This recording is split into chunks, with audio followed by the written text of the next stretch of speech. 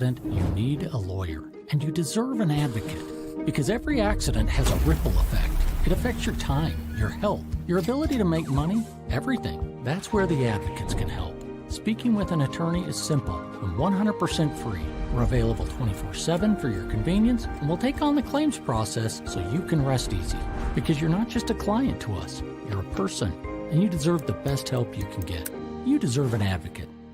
It is the Monty Show, the truth in sports talk streaming. When you want unbiased opinions about your favorite team without the spin, all you have to do is find the Monty Show, streaming live and available 24 hours a day, 7 days a week on YouTube. And now, here's Monty. Hey, the Monty Show, Wednesday, December 11th, 2024. Good Wednesday to you. 1 week from today, our last show of the year. I said it, our last show of the year is 1 week from today. Stoked, cannot wait. A lot to get to today. As always, we are presented by The Advocates at theadvocates.com.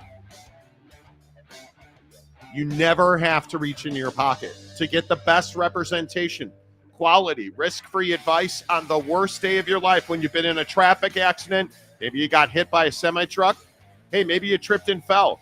Maybe you got hit while riding your bicycle. Maybe some idiot hit you with a golf ball on the course. You need somebody to fight for you, and that's what you get at theadvocates.com. Chat with an injury attorney 24/7, 365 at theadvocates.com. A lot to get to today, and it seems like we cannot get away from this whole college football playoff. Did the college football playoff system work? It seems like this story just simply will not go away. Have you tired of the should Alabama have been in thing? I mean, I'm tired of it every week. I mean, I feel like, you're not wrong. We talk about it every single week. It's all Alabama, the time. It's Miami, it's Florida State, it's the two in the Big 12. Like I do get burned out on it. I mean, I think I had mentioned last week that I would love to at some point be able to roll up on the show one morning and be able to talk about that. Hey man, we have games this week that are going to decide the college football playoff, and we definitively know what's going to happen. And I think that that's the change that has to take place. But unfortunately, that's not the system we have. And I think that, whether it's Sankey or Yormark or Gloria Nevarez or whoever you want to point to over the last couple of weeks trying to make their case, ultimately, the system, is the system right now. So we went from 4 to 12 and everyone was like, oh, this is great. But we have the same dynamic at play. Nothing's really changed outside of the fact that we simply have a longer tournament, if you will, in college football. And so to me, yeah, it's I'm a little burned out on it. Yeah. I'm already mourning the death of the college football season because it seems like it went by in 5 minutes and we're, heading towards it being over. But I just wish that the playoff season was a little bit smoother. I wish that, we, again, like I said yesterday, I wish we had the NFL model in the college football at the college football playoff level. I wish I could say, hey, you know what? Like we can now is a perfect example. Now that we know what the bracket is, we can say, okay, cool. So we've got first round buys. Whoever wins Texas, Clemson's going to play Oregon. We're good to go. I should be able to say that earlier in the year and understand the implications. Yeah, I think it's one of those things where you simply now have to understand that it's not good enough. It is having Ward Manuel, the athletic director at Michigan, be the chairman of anything is asking for trouble. I think that's where this starts. And in all seriousness, how incompetent is this guy? You're coming out the other day saying that strength of schedule is a major factor in the way that you select teams for the college football playoff. Yet you put in SMU, you put in Boise State over Alabama. And I don't want to hear about how, well, they lost 2 games, Monty, and it doesn't matter.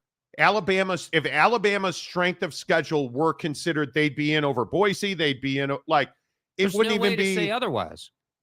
Now, Boise won the Mountain West. Okay, great. I agree. They should get into the college football playoff. Should they have a bye? Under no circumstance. Nope. Under no circumstance should should Boise State have a bye over the ACC? It just shouldn't. Or the Big 12. And I think when I look at the way that the college football playoff bracket turned out, it's justified that Arizona State got that bye, right? That's justified. How do you explain to me that Boise State, who played nobody, got a bye week? How do you explain that? And their conference is weak. Their strength of schedule is weak. SMU's strength of schedule is weak.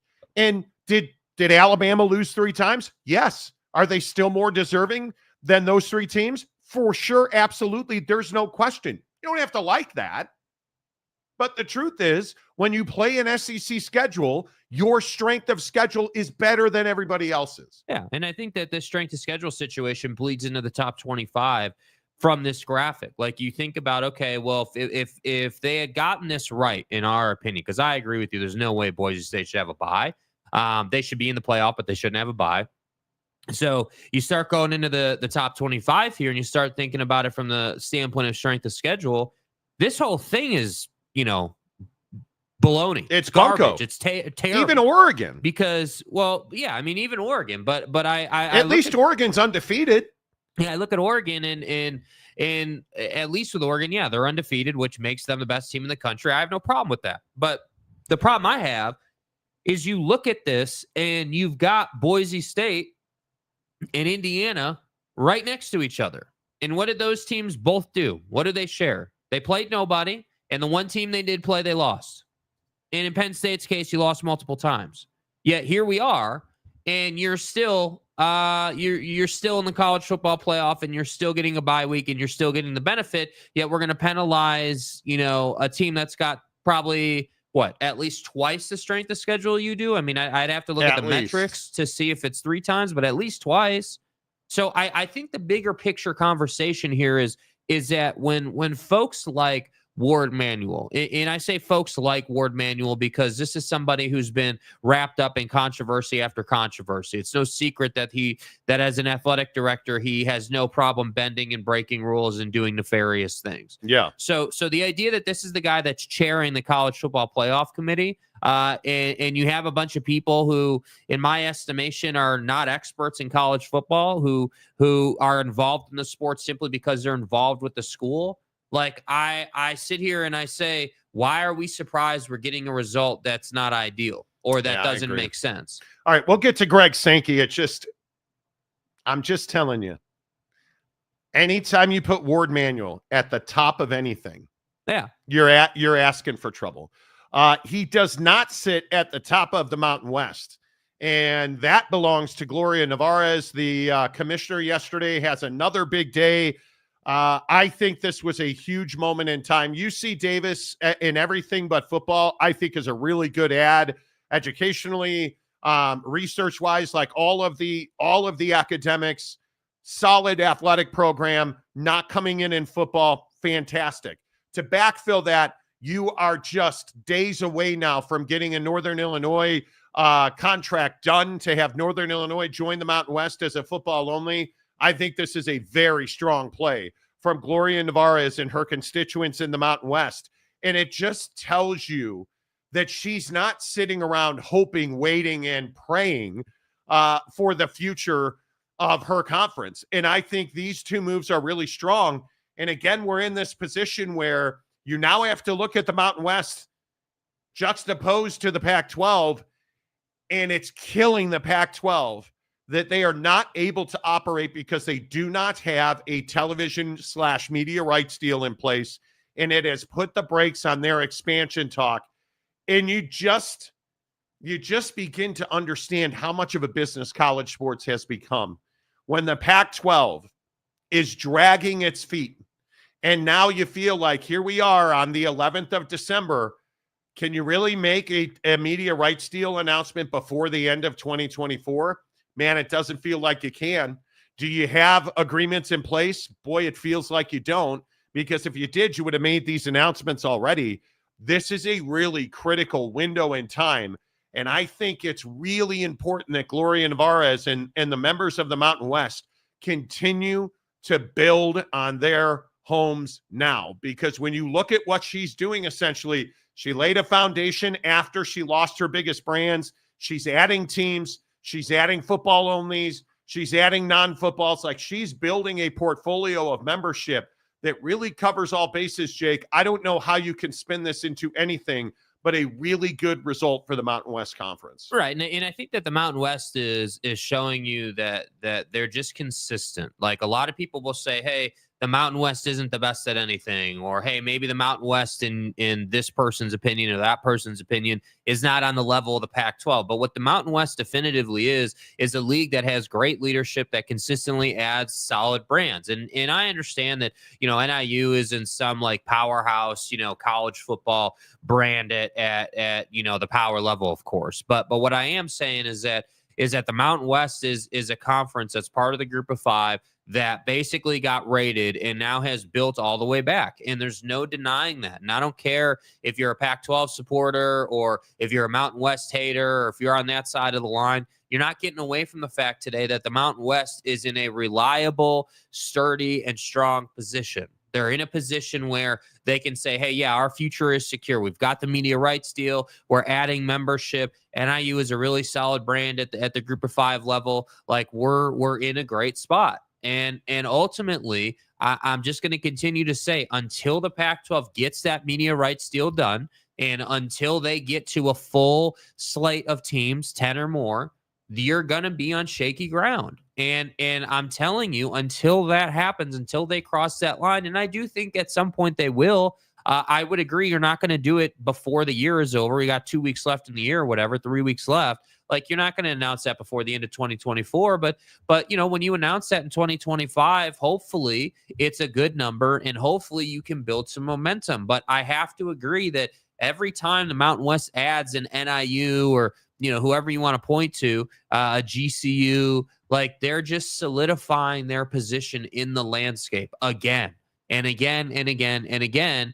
And you're left wondering, how long is it going to take to get this media rights deal done? Are we actually going to have a streaming arm? Are we going to be on ESPN and Fox? Are we going to be on the CW? Like, I think there's still a lot of questions around the Pac-12 situation. And that's why I say I still feel like when Boise State took that huge risk and committed to go into this conference, I'm not sure that it's going to be worth it, even when the TV deal comes out, because you're already showing you have access to the college football playoff in the Mountain West. What really are you going to gain by going to the Pac-12? And that, for me, is why it was so surprising that some of these schools went ahead and joined this conference. Well, and I think there's a couple of things at play here. You just got the 3 seed in the college football playoff with Boise State.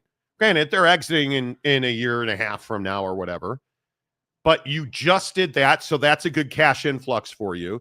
And then when you start looking at what this looks like as a basketball league, it's a pretty good basketball league now. And UC Davis, for those of you who don't know, is an ag school and is really well supported by its donors and alumni. You look at their track record, they're going to have to build. They're going to have to add infrastructure. But you look at what UC Davis brings to Air Force, to GCU, Hawaii, Nevada. Like, you look at this conference, this is a really good basketball conference now. And it's becoming a really solid football product. You add NIU to this in football only. This is a pretty good G5 conference. And I think, much to your point, and I'm curious what you guys think in the comments section, I think you're making it very difficult now, even with the Pac-12 where they are. And you think about, all of the brands that left the Mountain West to go to the Pac-12. Even with San Diego State, even with Gonzaga, even, you pick your group, Boise State. You're going to have a tough time competing with what the Mountain West is putting together now, because you haven't been able to compete with them. And as much as people want to poo-poo UTEP or GCU as a non-football, or this is a strong group together collectively with the assets that they bring individually, they make, in my opinion, a really strong group of athletic departments. They make a really strong group of educational athletic departments. They make a really strong group of boosters and donors and NIL collectives this is a really good G5 conference, in my opinion. Yeah, absolutely. And I think that that's going to be the conversation once the Pac-12 gets, their distribution deal done. Like, which one is the stronger conference once we're able to compare apples to apples, right? Like, who's making more money, who's got the better mix, who's going to have more presence in the CFP, who's going to have more presence in the tournament, who's able, basically, who's got more ways to make money and build a prosperous future. And I think, the Pac-12 is, again, I'm not going to sit here and have huge confidence in Pac-12 leadership because it's the same people that have been leading the line. And I understand that Teresa Gould is experienced and, she knows what she's doing. But again, you're going to have to show me that you can get a media rights deal across the line and create a partnership with these distribution partners that is beneficial long term. That does put you in a place where you're secure, and that's the hard part. I think it is one of these situations where, like, the UNLV hire is going to be huge because UNLV, they need UNLV to continue to compete in football. It'd be great if UNLV could get back to the running Rebs. You need these universities to compete athletically. But now we sit and wait. What is the Pac-12 doing? Because let's say best case scenario for the Pac-12. You get a $15 million a year per school media rights deal. Okay, what is your best case scenario in expansion? Don't you have to turn around and go right back to those AAC schools and say, hey, we need Tulane, we need Memphis, like we need South Florida? I think you have to do that. I think it is critical that those be your targets. And if you can get a $15 million per year deal, which I'm not saying they can, I think that is the only way that you come out on top of the G5 here. Well, and the other question that I would have as it pertains to the Pac-12's future is, what is the timeline of the Super League coming to fruition? Because if a Super League comes to fruition, I have to think that at the G5 level, that would expedite some changing of conferences and some opportunities for the Pac-12.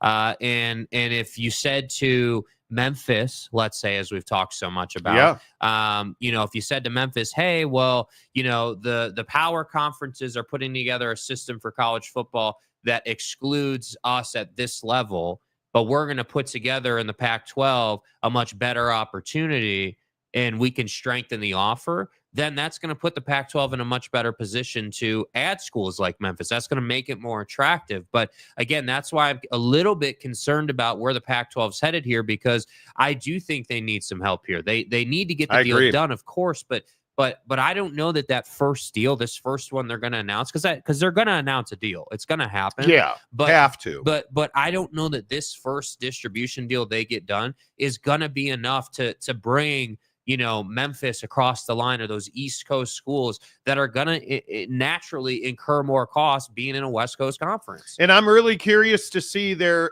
is a lot of belief that USF, Memphis, and Tulane is too much travel for the Pac-12 schools, mainly Oregon State and Washington State. Yeah. I don't know. It does $15 million a year cover that? Well, maybe even from a cost perspective, it does. But again, I go back to, and the bite I'm going to play, it's Dr. Ed Scott from Memphis. Right. I go back to what he said. I mean, the respect factor here, I think, is a big one. But listen to what he says about Memphis going forward here. If y'all haven't seen the latest reports of what's going on between the Mountain West and the Pac-6, 7 right now, this is a fluid situation, right? So that's the other thing. When we talk about the decision that was made by the University of Memphis to not join the Pac, as I like to call them right now at this time, that was not a binary decision. That was not a no, we're not ever going anywhere. That was based on the offer that was presented in front of us, that we're not taking that offer because we don't think less of ourselves. And I came here for a reason.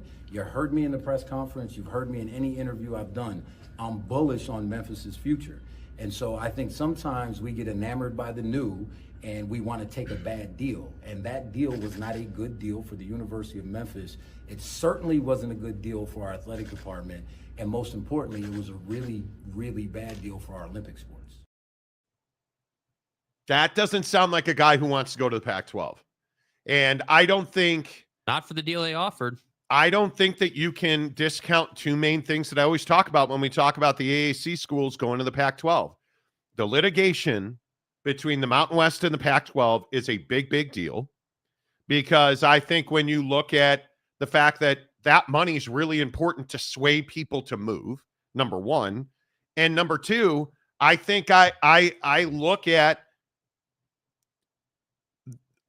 this lowball offer. I'm trying to be calculated in my words. Is it a lowball offer that Memphis and the other AAC schools got? Potentially. But as an offshoot of that, they signed a commitment. They signed what will continue to say is a binding commitment to the AAC. And I think it's going to be awfully difficult now. You are going to have to use a jackhammer to get those schools out of the AAC. Well, and that's what I'm saying. It's going to take it's going to take a change in the system, in my opinion. It's going to take some sort of, like big deal seismic change to be able to get these schools out of their current position. I agree. Because like you just said, hey, they signed these agreements, but also I have to say this piece about their willingness to do it, like not just if the money's right, not just if like the opportunity's better, but are they willing to take that risk, if you will, to go out west and join a conference that frankly is not on strong footing. So let's say you get the media rights deal done in 2025, which everyone thinks you will. I think you will. So you get that done and you have this group you currently have. You're still not like a bona fide, like, hey, we're the best and baddest in the business. If you join us, you're going to be in such a better spot.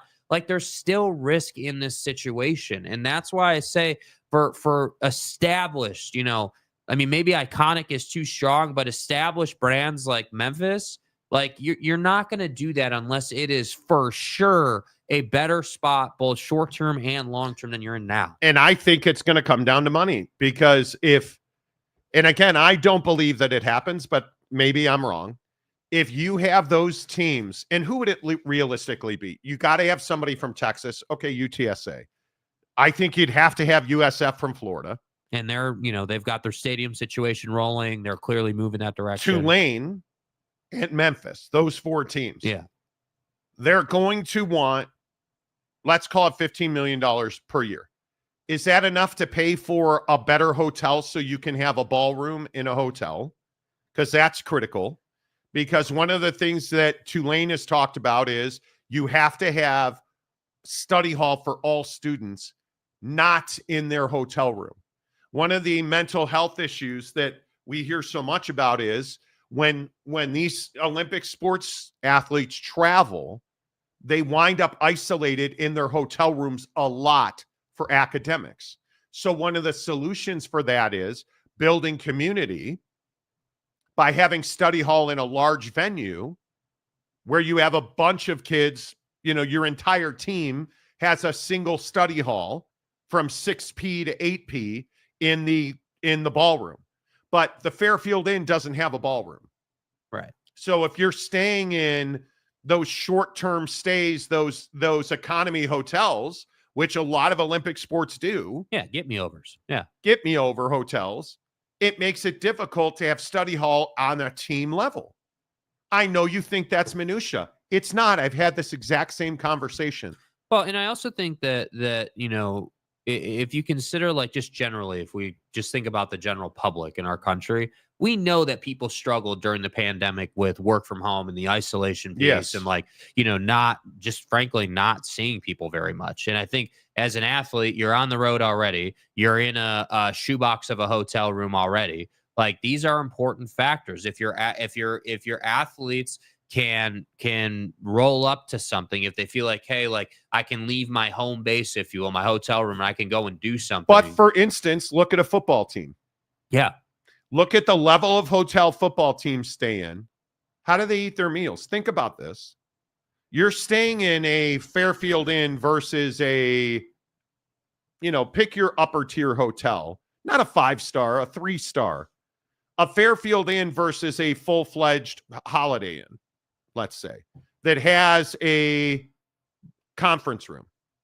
Football teams on Saturday night do not go out to eat. They bring their food in. They have a catered meal. in a banquet room, a meeting room, where the team eats together, they stay in routine, they watch film together, it's a whole thing.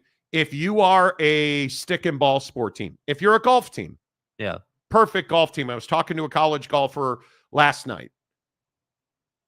If you're a golf team, you're traveling in a van, you're not flying. I don't know how many people realize this. You're not flying. If the trip is longer than 10 hours, you're taking a bus. If it's longer than 12 hours, you're going to fly economy coach. You're going to stay in a Fairfield Inn. And you're probably going to eat in your room, or you're going to eat downstairs with the free breakfast they provide. Like, that's not healthy for a baseball team. A baseball team can't all go inundate the breakfast bar at the Fairfield Inn. And I think that's the hard part is, like, with golf, you have smaller numbers of humanity, right? I mean, obviously, so you're traveling in a van. But with a football team or whatever, you've got, I mean, hell, coach buses, big planes. Yeah, I mean, you're talking about cutting rosters down to 105 people from 150. Like, I mean, you're even with the cut down, you're still hundreds of people here. Like, this is not some small operation. So I just think that when you talk about Memphis, being in a West Coast, it's like Calford, right? Playing in the ACC. I mean, these are two schools that are in very different financial situations that somehow are going to make this work. And we haven't heard two things about it. And your softball team, your volleyball team, your basketball teams. Yeah. Basketball is a great example. Yeah. Basketball makes enough money where they fly, right? They bus, and they stay in a nicer cut of hotel for 7 to 8 days at a time. If you're Cal basketball, you're on the road in the ACC for 7 to 8 days at a time. You're in most softball, baseball teams. They're on the road 3 to 5 days at a time. They're on the road for a weekend set. They're going to the PNW on a Tuesday night, and they come home on a Sunday evening, right? Like, when you're the Pac-12 teams going to the ACC, you're Stanford and Cal. Can you imagine their track teams? Can you imagine traveling a track and field team from Stanford, a swimming team from Stanford, all the way to Raleigh, all the way to Charlottesville? That sucks, dude. So anyway, all of this to say, I think when you look at the AAC teams, it's about a lot more than, hey, I'm getting $7 million right now. Pay me $8 million and I'll come into the Pac-12. Right. It's going to have to be significantly more. Yeah. And you're going to have to pay them well. You're going to have to pay them well.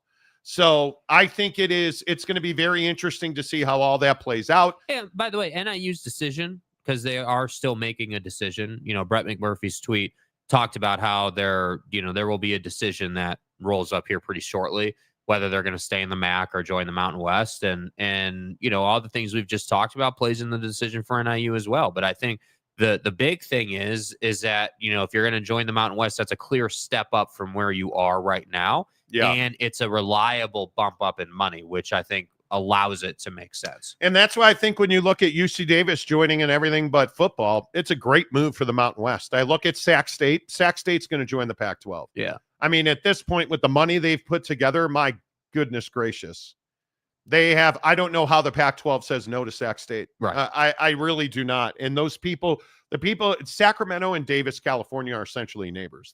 They're right next door to each other. It's going to be awfully difficult for those folks not to succeed. Right.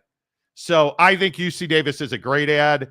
I think NIU and football only is a great ad. Where do you guys come down on it? How do you feel about it? Is the Mountain West in a better position than the Pac-12? I don't think we know the answer to that question. I really don't know that we know the answer to that question. What we do know is that UC Davis has joined the Mountain West in all sports but football. And as we've reported on this show, and again, I try not to tell you I told you so. What day is today? Today's Wednesday. I told you so Wednesday. I told you so Wednesday. I told you so Wednesday. Yeah. NIU is a very, very good ad in football only. I think it's a huge ad. Yeah. So let's get into the comment section. Make sure you hit the like button, please. if you're in the comment section today, please do not choose violence. Oak State James yesterday coming in talking about how it's a great day to be an Oak State fan. I would like to thank all the Oklahoma State fans who got in the comment section yesterday on YouTube and supported our position that and this is the first time it's really happened that Oak State fans have come out en masse in the comment section. I say more power to you. Mike Gundy should have been swept out with the bathwater. Yep. I don't think there's any doubt about that. All right, as always, the comment section presented by our good friends at Prize Picks. Prize Picks, America's favorite daily fantasy app. You deposit $5. They'll give you 50 more instantly. And while I chose violence on Prize Picks last night, I am telling you, if you are not playing the NBA on Prize Picks, I just think that you are doing life the wrong way. Because you look at that Mavericks Thunder game, bro, it's like it was a movie I'd seen already. Because you had to know that Luka Doncic was going to miss a 37.5 point number. Right. So I took the under last night on Luka, and he had 30. So I was very happy with that. Thank you. Yeah. And then you had to know that my guy, SGA, Shai Gilgeous Alexander, SGA. Now, if I said to you 41.5 points, rebounds, and assists last night, right, would you have said yes or no? 41's a huge number. That's a big boy number, bro. So if I told you that my guy put up 52 last night, 52. Hey, man. On the over. He's hooping. Come on, man. And then I made the mistake with the Milwaukee Bucks of believing that Giannis Antetokounmpo would not break 41.5. Got 45. I won 2 or 3. Oh, I only got 2 or 3 right? That's right. I still got paid $20 on Prize Picks because I played a flex play. Follow the formula, bro. I tell you this every day. You want to win money on Prize Picks? Here's how you do it. Download the app. Use the promo code Monty. You deposit $5 in a new Prize Picks app. They'll give you 50 more. Yeah. Get it done. Then select 3, not 4. Not 18. 3. Select 3 plays. Last night, Luka Doncic less, SGA more, Giannis antied your mama. Yeah. Less. Oh, I lost? Okay. 2 or 3 on a flex play means you get paid. Yeah. That's it. Flex plays. That's it. That's all flex plays. Prize Picks. Better get in on that Knicks game tonight. You better get in on that.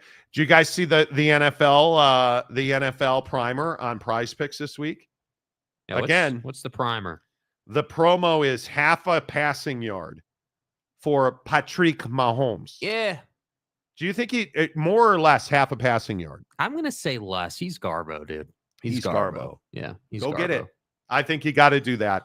We'll do our Prize Picks coming up in 90 minutes. We'll tell you what's good in the NBA tonight on Prize Picks. All right, let's get into the comment section.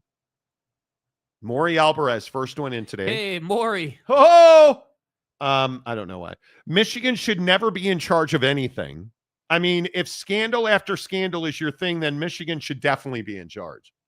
See what he did there. Stay hard. Ward Manuel, the athletic director of Michigan, is the chairman of the College Football Playoff Selection Committee. Right. Did you guys see that stud Ross Stellinger last night? Stud. Put out an article where he had an exclusive interview. Now, hold on. With Greg Sankey. Yes, Greg Sankey. Now, Skanky. Before you show this, I want to point out, because it is I Told You So Wednesday. I believe that Monday, we specifically on this year's show, Grub. We got it right Monday. Yeah, on Monday, No, Monday. Mo- I'll talk to you on Monday, I'll boy. talk to you on Monday, boy. I believe on Monday, we specifically talked about how Greg Sankey was What? Go ahead. was gonna go ahead and complain about the fact that 5 auto bids were excluding the 3 SEC teams. And Greg didn't exactly want to come out and say that verbatim, but Ross Dellinger in this here portion of this here right article here. did a good job of getting Greg to say that you can read between the lines. So again, everybody who keeps telling me, "Oh, hey, fat ass, you're wrong. There's no Super League coming." F around and find out. You read these quotes right here from Greg Sankey, the commissioner of the SEC, and you tell me he's not going to make a change to the college football playoff. Come on, man. Are you out your goddamn mind? That was going to be a problem. We've seen that problem now. Not all things are created equal and formed equally.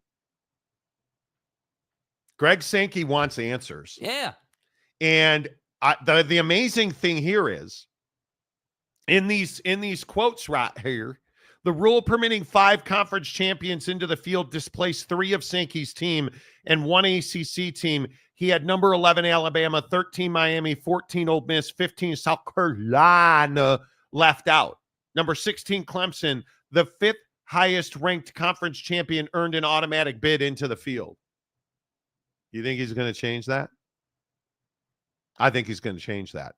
And what makes me think that Mr. Skanky is going to change that, because he has the power to change that, and there's nothing you can do about it. Yep.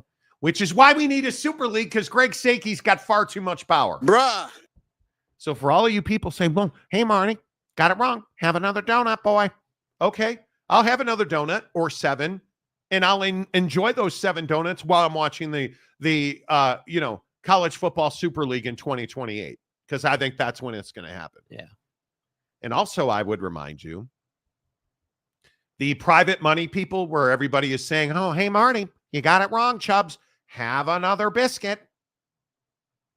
Those private money people now presenting to, conference commissioners just quietly and on the side. What did Brett Yormark say? Yeah, conversations here and there. All these private money people making presentations, and you don't hear about it for a week, 2 weeks after it happens. If you think a college football Super League is not coming, I think you're living under a rock. Right. I do. That's fair. Greg Sankey is going to get what he wants. I hate it. I don't think the SEC should have all that influence, but we screwed y'all. When I say we, I mean God, because God is a fan of Notre Dame football. And Jack Swarbrick sold his soul. Oh, that's right. Who does he work for now? Oh, yeah, he works at Smash Cap. In God's name, image, and likeness. One of the leading. You think Greg Sankey has a relationship with Jack Swarbrick, the former athletic director at Notre Dame? I think he does. What's up, big bro? Yeah, I think he does. Come on, man. I think he does. Come on, man. Christopher Shannon, hello. Look at you wrecking Alabama's season. Super League would make these lesser programs on equal footing with the Big Ten and the SEC. Won't happen. Not in the Big Ten 18 or SEC 16 team interest. I think it absolutely is. Yeah, I think you're thinking of it the wrong way, bro. Yeah. You're sitting here saying, hey, like the lesser teams, quote unquote. Boise State wouldn't be in the Super League unless they're willing to pay their way in. That's what you have Why to is understand. UC Davis not playing football in the Mountain West? Yeah, they don't want to pay for it, which is fine. That's fine. It doesn't make them bad people. Why are the Dakota schools not in a G5 conference yet? Because we've already talked about like roster limits, money, NIL, paying people. Yeah. How about the plaintiffs in the House case trying to say, hey, this isn't what we thought would happen? Well, too late. Unintended consequences. I'm telling you, the idea that the Super League doesn't benefit the SEC and the Big Ten is crazy, because remember, the Big Ten and the SEC don't go anywhere. When a Super League is formed, it's football only. Yeah. So the Big Ten and the SEC don't dissolve. The ACC and the Big 12 don't just poof, go away. They all make more money. And again, what's the lifeblood of the Super League for the SEC? Why are we here? Oh, that's right, because they've been beating your ass in the college football playoff for damn near 10 years now. And now their access to the college football playoff is being limited by Ward Manual. That just is stuck in my Which craw. is still incredible that Ward, like, I understand Ward might be leaning Big Ten for obvious reasons, but the idea that you would put Boise State there over an SEC team, given the current climate, is incredible. Yeah. San Diego State. Oh, now you're talking my language, Glenn. Apple fritters are better than donuts, Monty. Hey, fat ass. See what he Hey, did fat there? ass, have a couple more apple fritters, bro. See what he did there? It wasn't Monty. It was Monty. Monty. No but Monty. Yeah, no Monties. There's no shame in that. Frickin' hyenas. Listen to me. When I tell you about these apple fritters, there's nothing like fritting around with some apples. Dude, Fat. apple fritters. It's been far too long. And really, the truth is, it hasn't been long enough since I've had a donut. Right. Or a fritter. I Right. can't think of the last time I had a donut. It's been a long time, man. What did I do? I went to the range last night working on my terrible driver swing. Although my terrible driver swing last night, you guys want to laugh? 152 mile an hour ball speed, which that's terrible. 152 mile an hour ball speed is, I'm usually mid 170s. And I'm working on hitting my driver correctly now. Don't ever change your golf swing. Anyway, it went 289 yards right down the middle. Yep. Pretty freaking good. Anyway, point is, you want to know my nutritional life is not full of apple fritters and donut holes. I go to the range last night. I come home and I have an Okinawa sweet potato for dinner with some 93.7 ground turkey. Nice job, dude. My life sucks. My life sucks. Wait until you got to stick around for the end of the show. Wait until you hear how much money the next 2 weeks are going to cost me. Like, oof. Tom Dean, told you so Wednesday. Yeah. So all told you so's are limited to just Wednesdays? No, today's just Wednesday. Who's making the rules here? Who are you, Greg Sankey? Yeah. This isn't the last time I checked. This isn't the Tommy show. It could be. Noel Ramirez. I remember my teacher dipping his donuts in Diet Coke. Okay. What are we doing? What are we doing?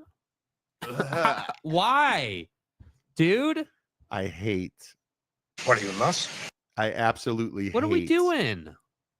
I mean, I understand French fries and ranch, but donuts and Coke? I understand French fries and Frosties and milkshakes. Come on, bro. But a blueberry cake donut and Diet Coke. That's disgusting. And I love blueberry cake donuts. Me too. Emmett Munson. Hello. I play golf with you, Monty. Would love to see your 3:30 drives. You play golf with me? Oh, I'll play golf with you. Dude, the driver swing is a mess right now. Here's the problem. I hit the ball a mile. Legitimately. As somebody who plays with me all the time, Hey. Jake can attest. My best drives are usually 320, 330 on a draw. But here lately, my driver swing sucks. It's never been a pretty driver swing. I've never gotten on my front leg. Like, I tend to not be balanced. So I'm trying to swing a golf club the right way. You are trying to improve your game. That's the worst decision I've ever made. And it won't be once you figure it out. To pick up golf clubs ever. Yeah. Worst ever. Coffee, yes, but Diet Coke, disgusting. Yeah. What are we doing? Gross. Be better. Monty said, don't bring violence today, Noel Ramirez. Yeah, please. You know, it's okay. I read that one from Tom Dean. Let's see. The Chad Carter. Wow. I have a story for you, Chad Carter. So you didn't have water. Neither do I. Water ice. Dude, I have to replace my water heater tomorrow.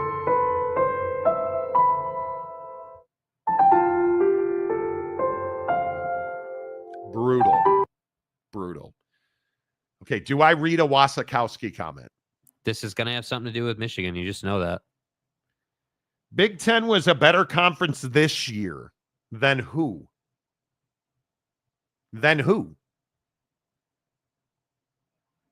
Big Ten was a better conference than because you can't certainly be talking about the SEC.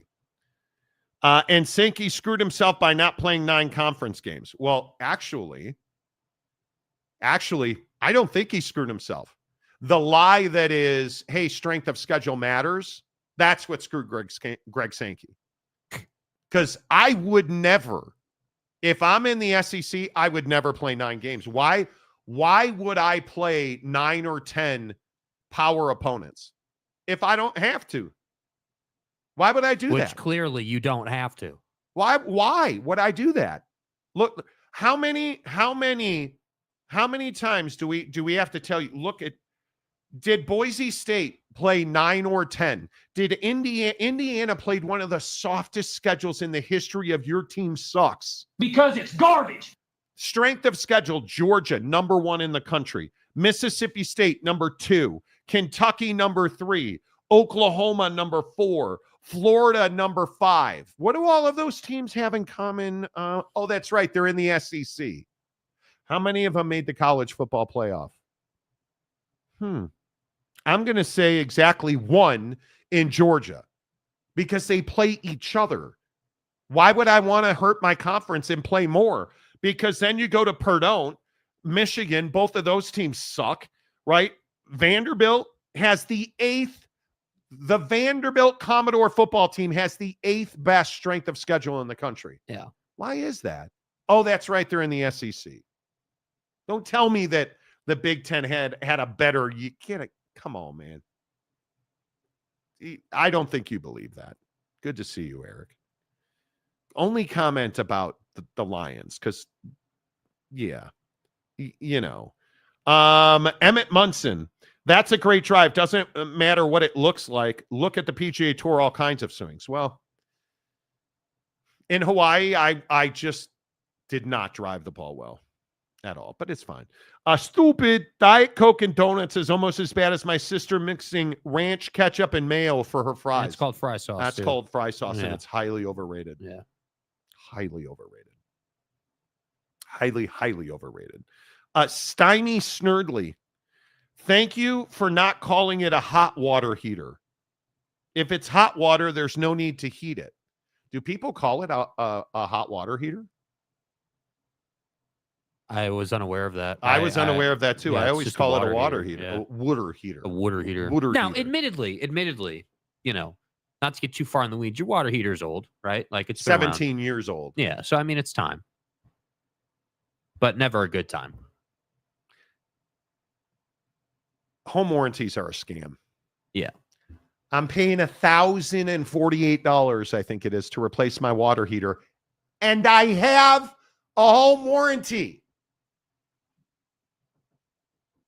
I have a home warranty. So let me get this right. My house in December, you want to know about this kid's life? In December, my house will cost me $1,500 mortgage, $400 HOA, $30,000 HOA assessment. That's $32,000. $1,000 for a water heater, $33,000. $200 in homeowners insurance. I can't, and that isn't even the I got screwed by my accountant $13,000 tax bill.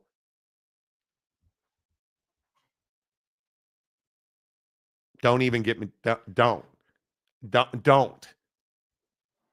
Paid comments, please. Right? SEC and ACC only play 8 conference games, and each conference gets 13 teams in the postseason. That disproves the 9 conference game narrative.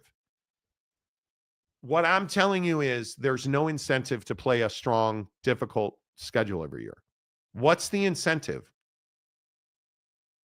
In all seriousness, what is the incentive to load your schedule up with 10 really difficult games?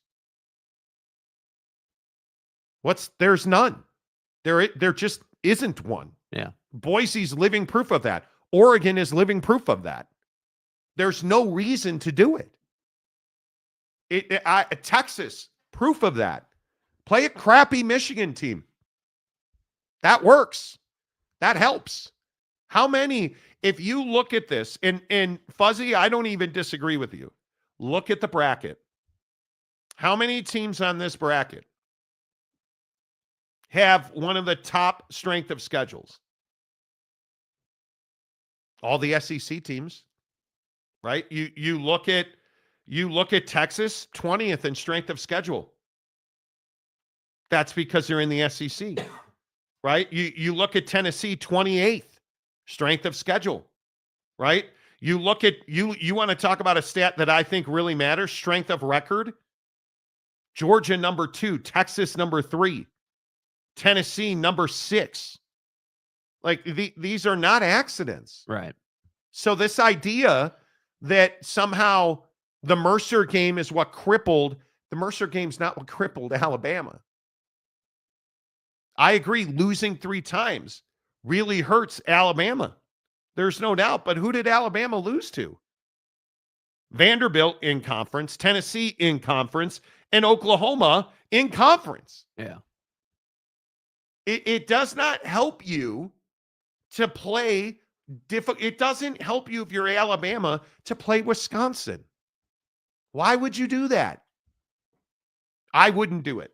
And you already are playing this grinder ass conference schedule at 8 games. Why would you play 9 games? It just doesn't make any sense. It at least not in this modern thing. Right. Yeah. It doesn't make any sense. Mr. Preston. Oh, yes. Insurance is a scam and you ought to know. Yeah. If you ever meet Mr. Preston, ask him about insurance. I think about Mr. Preston every day when the power lift gate on my Grand Cherokee goes up and down. This cat, you want to know what kind of integrity this cat's got, Mr. Preston? I said to him, hey, I want to get a 60,000 mile service on my car done. And he's like, you don't need it. I don't want to do it. You don't need it. He won't take my money. He won't take my money. Did he say why you don't need it? Because my oil is at 81%. Like, I don't drive my Grand Cherokee very often. Right. It's once a week. So yeah. Enough to keep it going, but not enough to put miles on it. Yeah, I don't leave the house. I hate human beings. I do the show, and that's really the only reason. I don't leave the house ever. But I always think to myself, well, I want to change. I don't like it. Mr. Preston's like, I'm not going to take your money. Okay. Never buy into an HOA. In Utah, good luck finding one that's not an HOA. Yeah. Got to move right? out. That's exactly right. That's a Midwest thing, I think. Hot water heater. Yeah, it is. It is. Yeah, it's very much. Lakefront Bears. I did my own water heater last month with a few tools in YouTube. You can do it. Is a home warranty worth it? Is owning a home worth it? It's expensive. Own a home, they said. I'm glad I own my house. I would not rent. That's just my opinion. I also got in with a really low interest rate. Right. And I have $200,000 in equity. I'm in a really good homeowner position. But my house now is 17 years old. So things like water heaters. But I redid my bathrooms already, and my wife is on me to redo my kitchen counters. I guess we're going to do that at some point. Right. But I'm not the guy, dude, I wouldn't change the arm on my lift gate. For like 6 months, bro. It sat on my kitchen table for like 6 months. And Mr. Preston, to the point where Mr. Preston's like, I'm coming to your house and I'm fixing this. Because he was tired of seeing it in my Instagram videos. Hello, man. My wife will try to fix anything. I don't know. I'm not probably the water heater fix-it guy. Nah. You know, I'm not. UW fan Jim, why do you want a gold-plated water heater, dude? I did a water heater in my house in Phoenix because the builder grade water heaters, you guys know, are garbo. It was $2,500. And then on top of that, you did a purification system too. Yeah. Yep. How much, if my part of the home warranty scam is $1,000, How much are they charging to do this water heater? A lot. Like lube it at least. Okay. Jeez. A lot. Because my water heater's leaking out the top. Mhm. This older water heater. Yeah, the condenser magnetometer is not working correctly. So let me get this right. Saturday morning, Mrs. Monty's like, honey, we're screwed. Like there was water on the water heater and it's leaking. Well, you know what? We better call the home warranty company. I'm worried that this thing's going to break down. They're closed on the weekends. No emergencies. Did they call us first thing on Monday morning? No, we had to call them. Did they come out that same day? No, they didn't come out until Tuesday. It's a scam, dude. Home warranty companies, don't get me started. Damn bass turds. Right. You're not wrong. You're not wrong. So is Cal. Okay. So is Cal. Okay. Sure. Right. Do you guys, UW fan Jim, do you guys think a team should be in the playoffs if they lost twice to the same team? I don't care. I don't care who you lost to. I'm not the guy that gets hung up on, well, they lost 3 times, Monty, can't be in. Is Alabama more deserving than Boise State? Yeah. Okay, they won their conference. Is Alabama more deserving than SMU? Is that really a question? That's a clown question, bro. Yeah. Yeah, they are. They're far more deserving. Far, far more deserving. So I think when I look at Alabama's strength of schedule, when I look at where do I even have to go on this list to find quality wins for SMU? I don't even know, man. Like SMU to me is that team that doesn't want to play a difficult schedule because they know they don't have to. Right. They know that they don't have to. And if I'm SMU, I'm not doing it either. SMU is 57th in strength of schedule, dudes. BYU's 42nd in strength of schedule, and they beat SMU. Is BYU football more deserving? Well, Marty, they only lost 1 game, and they played for a conference. Ward Manuel talking about how playing for a conference championship matters. Well, you lost that conference championship for 2 losses, and you have the 57th strength of schedule. How is BYU not as deserving as SMU when they went to Dallas and beat SMU? Yeah. Yeah, you don't have an answer for that either. I get it. I totally get it. How is SMU in and Alabama's not? There's not an argument that says SMU is more qualified than Alabama. Totally agree. That's the argument I have. So, all right. A couple more because then we need to roll to H8 the Bansta. I thought we were they gonna earn it and not just deserve it type of show. Well, I think there is an earned deserve, and I think Alabama's earned it, and they deserve to be in the college football playoff. Yeah. But they got screwed. I think I'm in the Alabama got screwed. I don't think Miami got screwed. I don't think Miami earned their way into the college football playoff. And I very much believe that you earned or you didn't. I very much believe you deserve what you've earned. I very much believe that. Kevin Jennings greater than Jalen Milroe. Not true. Not true. When did this turn into an Alabama Homer show? You know, we're an SEC show. Right. You know, it's fine. It is what it is.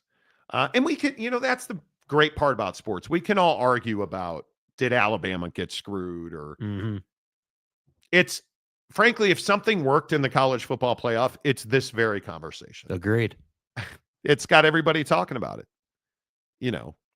It just is, to me anyway. It's a flawed system. It's a flawed system.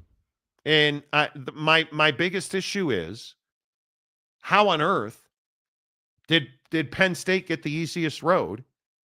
And how did Oregon get one of the most difficult roads? Yeah. You're the number 1 team in the college football playoff, and you got to play the only 10 I see, because I think they're going to beat Ohio State. You got to play either Tennessee or Ohio State, And then you're going to wind up playing Texas or Arizona State. Penn State's going to beat SMU, and then they got to play Boise State. Help me. How does that work? Yeah, because winning in the regular season doesn't matter. You're 13-0, and you got arguably the most difficult road to a championship. Who do you think wins this? Texas or Clemson? I think probably Texas. Yeah. Texas or Arizona State? I mean, on paper, you got to lean Texas, but I actually think that game's a lot closer than it looks. I probably go Texas. Tennessee or Ohio State? I'm taking Tennessee. Yeah. Tennessee or Oregon? Oregon. I'm taking Tennessee. So now we're Tennessee and Texas, in my opinion. SMU or Penn State? Taking Penn State. Penn State or Boise State? I'm taking Penn State.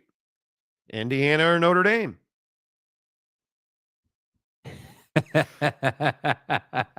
Notre Dame, our mother. I want to say it.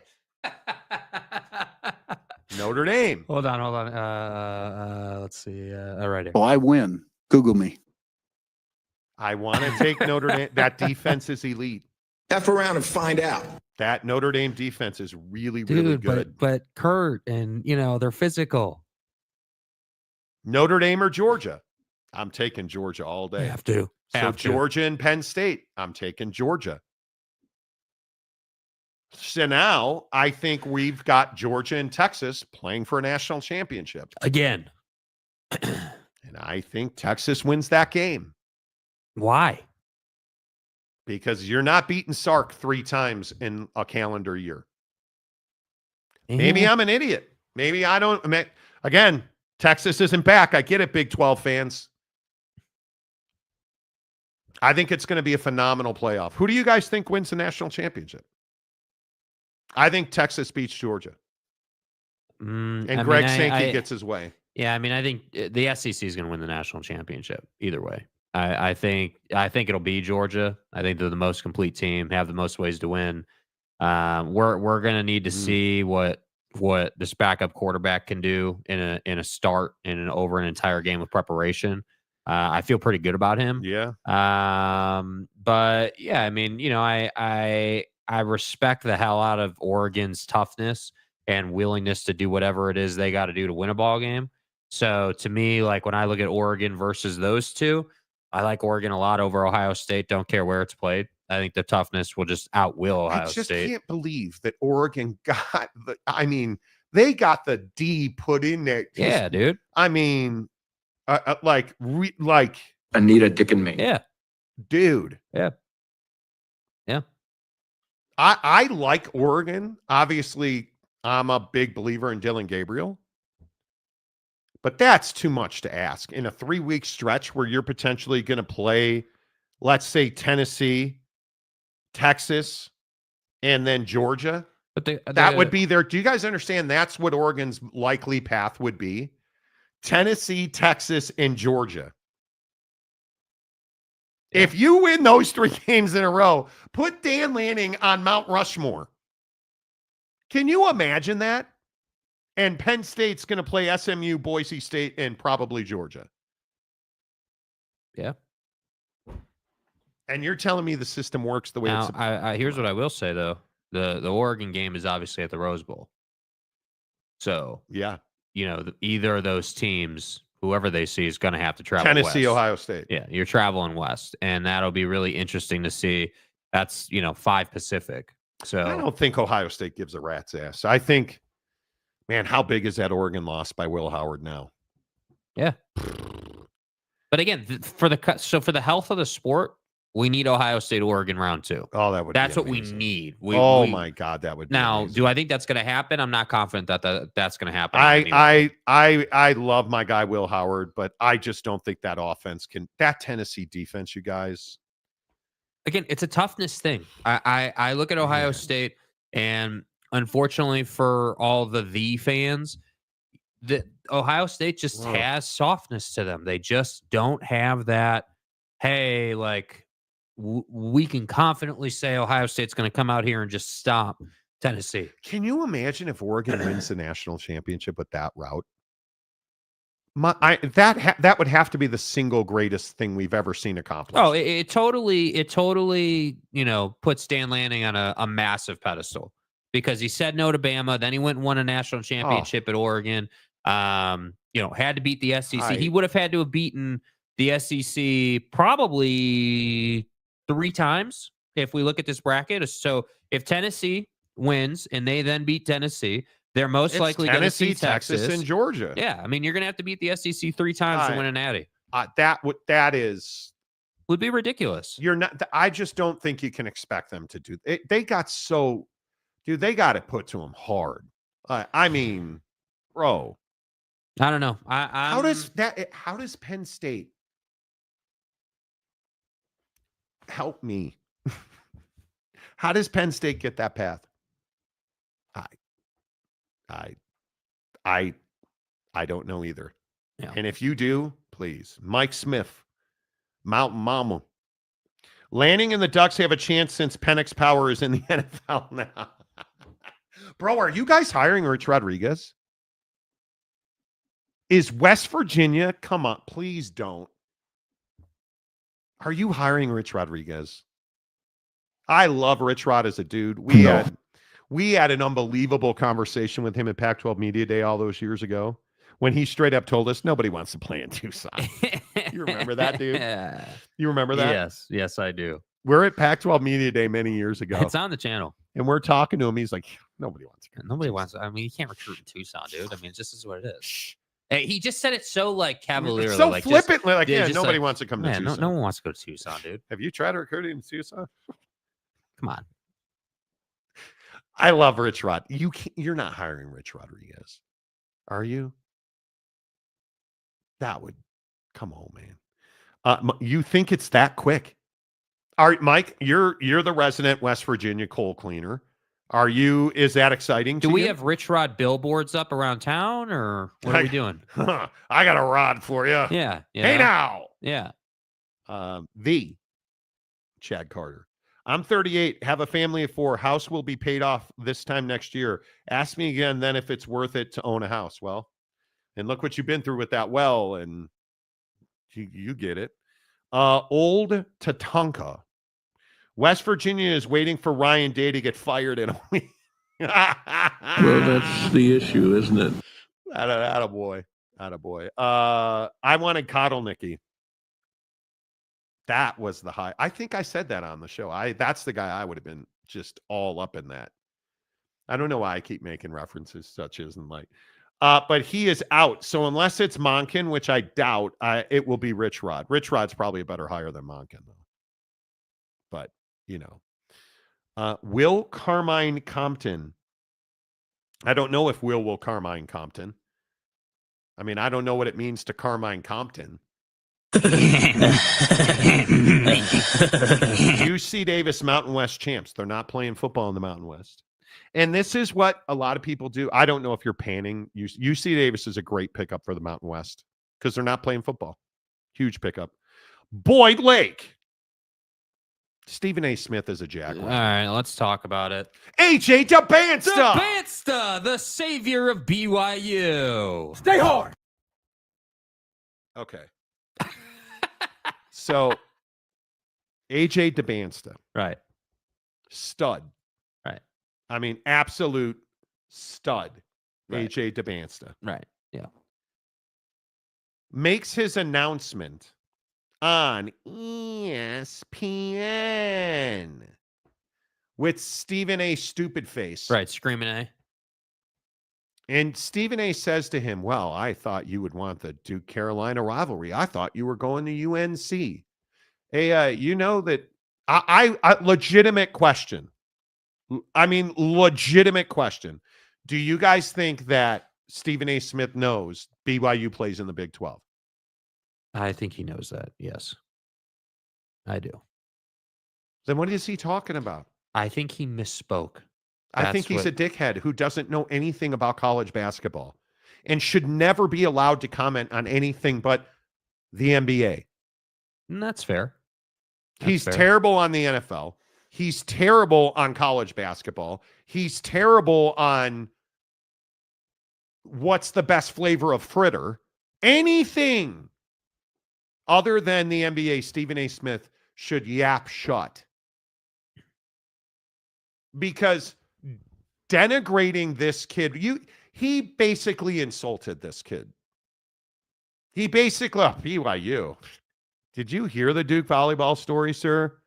That's essentially what he was doing.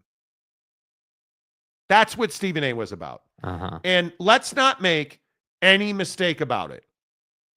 AJ DeBansta, one of the greatest names ever, is a huge win for BYU. And I'll continue to tell you, Ryan Smith doesn't give a rat's ass if the Jazz win. It doesn't seem. He got his hockey team. He got his basketball coach at BYU and Kevin Young. And the stories that I am hearing from the folks in Provo about the millions of dollars BYU is paying AJ DeBansta, the millions of dollars they're paying DeBansta.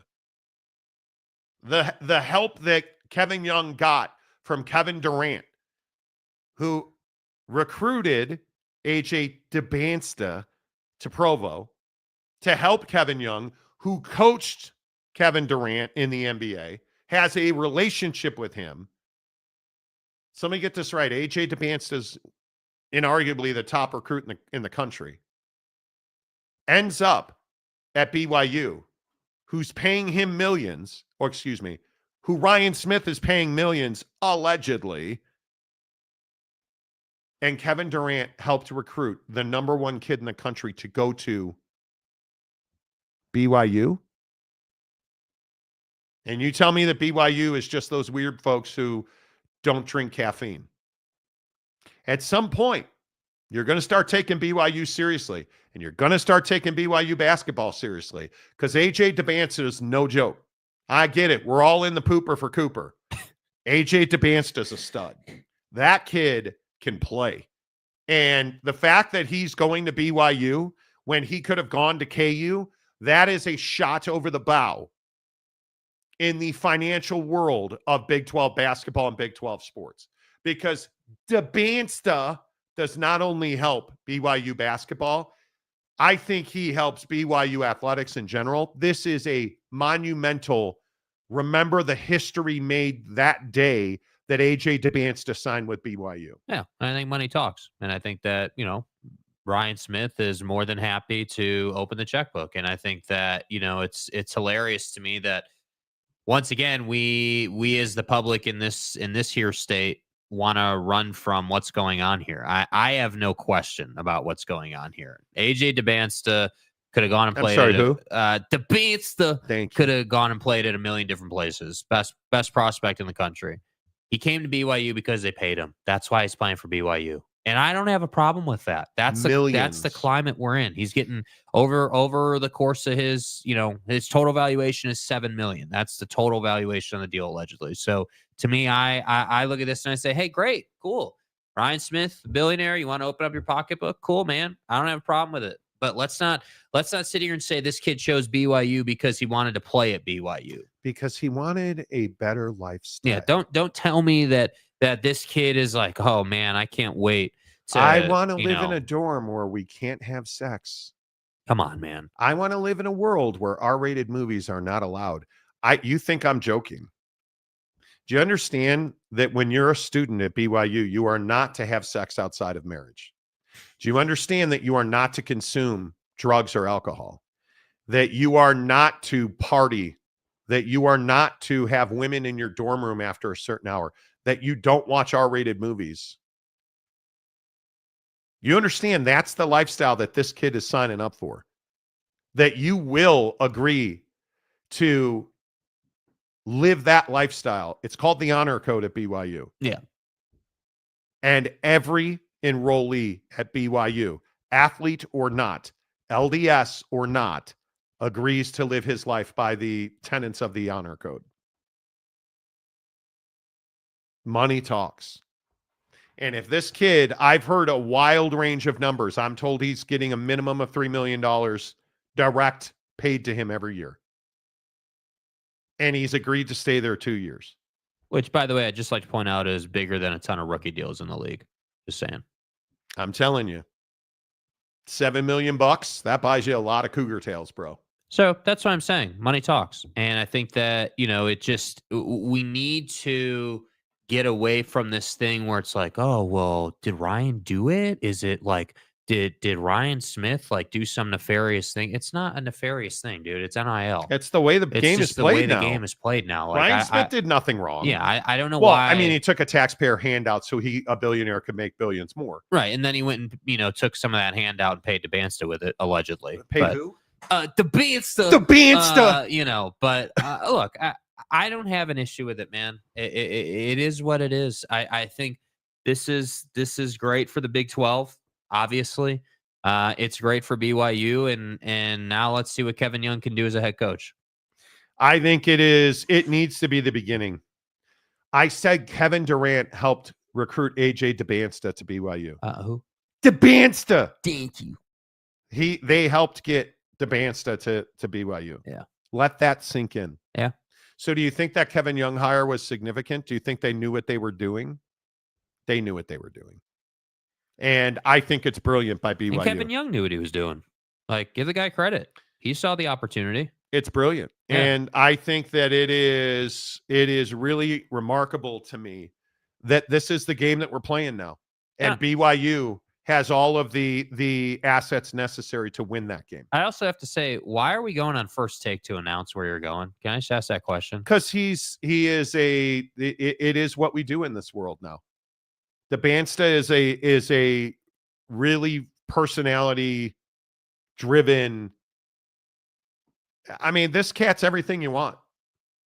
He is going to sell jerseys. He is going to sell tickets. He is going to sell cougar tails. Yeah. I mean, Zach Wilson's mom's best friend cannot wait for this kid to get on campus. Mm-hmm. He's everything that you want right. in a kid on your basketball team. Yeah. It's remarkable. It is absolutely remarkable. So, with $3 million, he can afford to have a Steve McNair type condo downtown in addition to the dorm room. Maybe he lives off campus. I don't know. Geoff, dude will breathe basketball for a short time. He'll be gone, but this impact on BYU athletics will last a long time. Yes, it will. Yeah. Yes, it will. And I understand it. He's going to play in the ACC because, the ACC is the best basketball. Oh, wait. He's coming to the Big 12. Yeah. And I just remember, like, the reality of the Stephen A. Smith thing, it's why you're only getting one team in the college football playoff. Because I genuinely do not believe that Stephen A. Smith understands Iowa State, how good Iowa State basketball is. I don't think he understands Baylor, Houston. I don't think he knows KU basketball. Yeah, I think that. So here's what I think Stephen A. was trying to do. This is just my opinion. I think that what Stephen A. was trying to do and failed miserably at is he was trying to say in the clip, "Hey, I'm surprised you didn't go to UNC because I thought you wanted to be part of the UNC Duke rivalry and that heritage and that whole sort of situation." So DeBansta says, well, I can play Duke at BYU. DeBansta. And this is where Stephen A. went sideways, right? What Stephen A. should have said is, yeah, you can play Duke at BYU, but the difference is, with all due respect to BYU, that's not UNC. BYU doesn't have the heritage that UNC has on the basketball floor. And that's where I tend to agree with you. I don't think Stephen A. has the depth of knowledge in college basketball to just say that in the moment when you're sitting across the table from AJ. And I think that, the reality is that Stephen A. is now, and this is ESPN's problem. This is the bet they made with him. He's getting this huge contract, and First Take is supposed to be this great show. But the problem is First Take has no competition. So Stephen A. gets away with this stuff all the time. And that's the issue. Why did he not go on the Pat McAfee show? Because Ryan Smith's buddy, Pat McAfee. Why didn't he go on the Pat McAfee show? I'm kind of surprised, right? That he didn't go on the Pat McAfee show and Ryan Smith wasn't there to congratulate him. What I think Stephen A. Smith was trying to do was I think he was trying to be the anti-BYU, holy cow, I can't believe you picked that over Duke. I can't believe you picked that over garden variety team in the ACC. That's what I think he was trying to do. Yeah. But Boyd Lake, I heard AJ already signed 3 weeks ago. He did in the early window. The first take thing was for the drama. It was, and it did not bring drama. Well, not for AJ. The Hawaiian golfer McAfee. Exactly. Why didn't you go on McAfee? McAfee. Bro, McAfee? Macaque. Why didn't you go on McAfee? Macaque. Thank you, Hawaiian golfer. Mike Smith. Duke versus Carolina has not been good for some time now. Well, now that we're all in the pooper for Cooper. I mean, it was decent when Zion was there. I mean, we all remember the Zion Kyrie shoe incident. I would agree with that. And I think that we all remember the fact that North Carolina's been good. I think that North Carolina has been good, not great. The story of my fandom. Wow. But you look at where the ACC is. I think the ACC is a phenomenal basketball conference. I think you look up and down and you see Clemson at 9-1. When's the last time Clemson was a lead at basketball? Clemson, Duke's 8-2. You look at Pitt, SMU, Stanford 8-2. Wake. Like you go down to North Carolina at 5-4. Pricks. Yeah. Notre Dame 5-5. Florida State 7-3. Yeah. How is North Carolina? How have you lost 4 times? In 3 out of 4, I would remind you, Auburn, Michigan State, and Alabama. And that Alabama game, I watched a good part of that. You knew we're never in that game. Right. Frauds. I have, again, I will just simply say, I have no joy in my sports fandom. Did Juan Soto ever get a call from the Cubs? Hell no. Right? He ends up in Boston. No. He ends up with the Yankees. No. That's right. Have you guys heard what the Yankees did not offer Juan Soto? They refused to include, allegedly, a luxury suite in his contract, which I don't believe for a second. But, and then you have the Cubs. So I bring this up because my $10,000 investment in the Cubs, Max Fried signs with the Yankees. Nice, guys. Thanks. Pricks. $218 million for Max Fried. It's too much, dude. I mean, at least the Bears fired Eber sucks. What do you think of this Poles thing with the Bears? Do you think he's going to leave? I think he is. Because it's dysfunctional. Yeah. You can't have a president of your football organization making football decisions. Right. Yeah. That's not how it works. Yeah. Poles is supposed to be the on-the-field football personnel guy. Kevin Warren's supposed to be the dollars and cents Kevin guy. Warren's supposed to be building a stadium on a pile of horse manure in Arlington Heights. Go worry about a stadium. Yeah. Jerky. Let Ryan Poles, who I actually think is a good personnel man, let him run the human being side of the football operation. Well, and the hard part is that, like, I don't even think this is on Kevin Warren. I'm not so sure. Maybe I'm wrong, but I don't think that Kevin Warren was like, hey, I need Poles to report directly to me and not ownership. Like, I think that, this has, McCaskey stepping in written all over it. This because again, this is a bad decision, right? Like, if you're the owner of an NFL team, you want, and this is kind of like the Yormark 2 divisions inside the Big 12 situation, right? Like, hey, I'm the owner of the Bears. I want Kevin Warren helping me with the business ops side of our business, like stadiums and money and cash flow and revenue and all that stuff. But then Ryan Poles is our GM and head of football ops.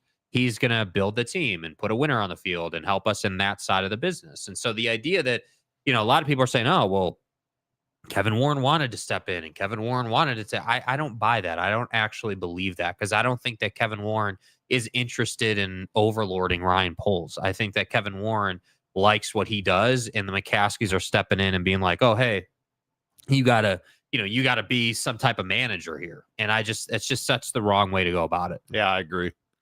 I 100% agree. Eric Wasikowski, Cubs haven't been relevant since 16. Tell me you don't know dick about baseball without telling me you don't know baseball.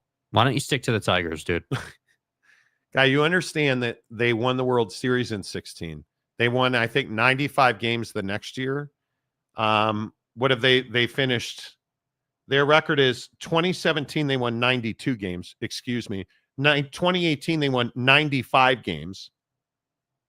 And then in 2019, they won 84 games. 2020, they finished first in the Central. And the last 2 years, they've won 83 games and finished second in the Central. Yeah, not relevant. Not relevant at all. Angels got the second pick in the draft, which historically is one of the worst places to be in the Just draft. in time to ruin this poor kid's life. It's the worst. You want the number one pick, or you want to have like a bottom of the first round pick. So I think that'll be very interesting to see where they go. But anyway, point is, yeah, we can't have nice things in my house when it comes to sports or water heaters. Hot water heaters. Hot water heaters. Right. I've never thought to call it a hot water heater. That's so bizarre to me. But as a Cubs fan, we're not going to sign anybody. No, we're not. As a Bears fan, the only hope that I have is that Caleb Williams, I think, is the best rookie quarterback in the NFL right now. Now, we spend all this money on wide receivers who don't catch the ball, and we certainly don't have offensive line or run routes properly. Thank you. But other than that, the offense is fine without a running back. Now, never mind that the guy that should be our running back is in Detroit, and never mind that our offensive tackle. No, our best players are everywhere else in the division, and they're winning. Right? They're everywhere else in the division, but not on the Bears. No. And this defense that Ebersuck supposedly built into a juggernaut doesn't tackle. Is it possible that they could ride the D? They could. They do. Thankfully. Thank you. Caleb Williams looks like he's elite. So, and the rumor mill says you're going after a good young head coach, offensive-minded head coach, allegedly, if Ryan Poles I really stays. hope it's Bobby Slowick. I really hope Bobby. It's Bobby Slowick. That's the thing that you can really I can't see Ben Johnson leaving the Lions to take a head coaching job in the division. That doesn't seem That doesn't seem, and the personality questions around Ben Johnson, like, right. I don't need like a diva. Just give me a guy who can make a quarterback the best quarterback in the NFL. And I think that's Bobby Slowick. But who knows? Mike Gundy to the Bears. No. Tom. Notice we have not heard from Oak State James today. Right. Yeah. Norge Coog, Chicago sports, more dog teams than the UConn. You ain't wrong. Yeah. You ain't wrong. Frustrating, dude. Thankfully, the White Sox suck out loud. Yeah. Thankfully. But we don't have a competitive team in Chicago right now. The Bears are not competitive. The Cubs are not competitive. The Hawks are not competitive. Just fired the head coach. Connor Bedard's not going to be on the Olympic team. How you figure that out? The Bulls are terrible. Right. Lonzo Ball says that big baller brand shoes are why he's had all the injuries he's had. I get it. I get that. It is what it is. Yeah, nice job, dude. It is what it is. You know. Oh, look, there's Oak State James. I'd like to thank you for bringing out the comment section yesterday on YouTube. So Oak State James yesterday, my guy, Oak State James yesterday decided the right thing to do would be to talk about how, oh my God, the portal, Oak State is going to, run through the portal, Marty. So let me get this right. Dejon Stribling, who you said was going to be the best wide receiver in the conference, he entered the portal. Who knew? Kendall Daniels, he entered the portal. Your best players entered the portal. And then you're like, oh my God, look at Kason Carpenter, a 2-star out of Tulsa, is coming to Oak State. Oh man, wow. That's amazing. Yeah. Never mind that Stribling and Daniels are gone now. So you hired a new defensive coordinator who's going to save the world, yet your best defensive player in Kendall Daniels is gone. Okay. I mean, that's fine. Everything's good. Yeah. Everything's good. Phenomenal Hebrew. I'm here. Somebody told me y'all do some sort of sports radio show on YouTube. How do you people call in exactly? First time listener, long time caller. People have asked me, hey, why don't you guys take calls? Nobody wants calls on sports radio. Nobody. Go balance. Dog teams in a city that loves hot dogs. Fitting. Truth. Right. Yeah. Truth. Right. Dog teams. We love our hot dogs. That's exactly right. All right. Real quick. Everybody's favorite Belichickian Jake. Your boy took the job at North Carolina. But we're still waiting on the answer from UNC. Right. No, I think he accepted the offer. Oh, okay. I didn't see that. I thought Bill Belichick said he would take the job, and we were waiting for UNC officials to pretty sure he took answer. Pretty sure he took the job. Anyway, Bill Belichick. Yeah, I mean, let's say he did get the job. Oh my God! Bro, I don't even want to. I can't even explain what Twitter is doing to this man right now. No, the Ring doorbell videos of a shirtless Bill Belichick leaving the crib after having a nice time with his 24-year-old girlfriend. Bro, I don't need to be seeing that, man. I don't need to be, I don't need to see more mermaid pictures on the beach, dude. Look, I get it that this guy, Bill Belichick, NFL legend, mad respect for you, dude. You're going to have to prove to me that you can do this thing at the college level. I understand you've got a 24-year-old girlfriend, and that allows everyone to say, oh, he can relate. He can relate. He's connecting. Who hates DoorDash? He's connecting with her. I'd hit that even because she said she hates DoorDash now. Did you hear that story? No, I didn't. She orders DoorDash, and she claims the DoorDash driver broke a glass bottle on her stoop and just left it there. And she's all pissed about it. What, we don't get the Ring doorbell of that?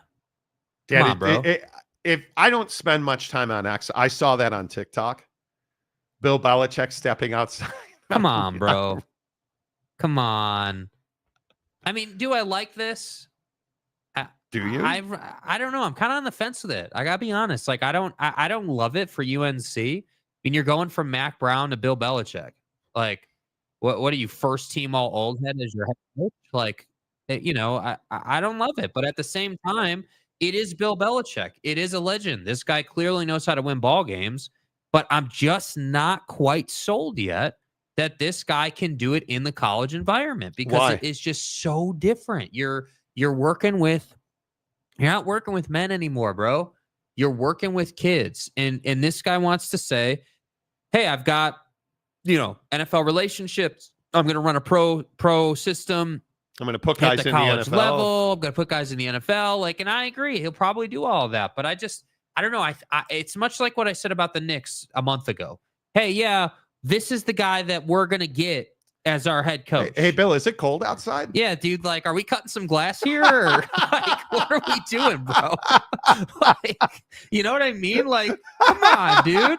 Like, whether it's this or everyone seems to forget that this guy did a whole video on his Instagram where he's like, oh, I'm shocked that I'm on Instagram just as much as you are. Hello, Instaface. Like, come on, dude. This is somebody who's just now getting So here I am. Hello, Instaface. Holy crap, bro.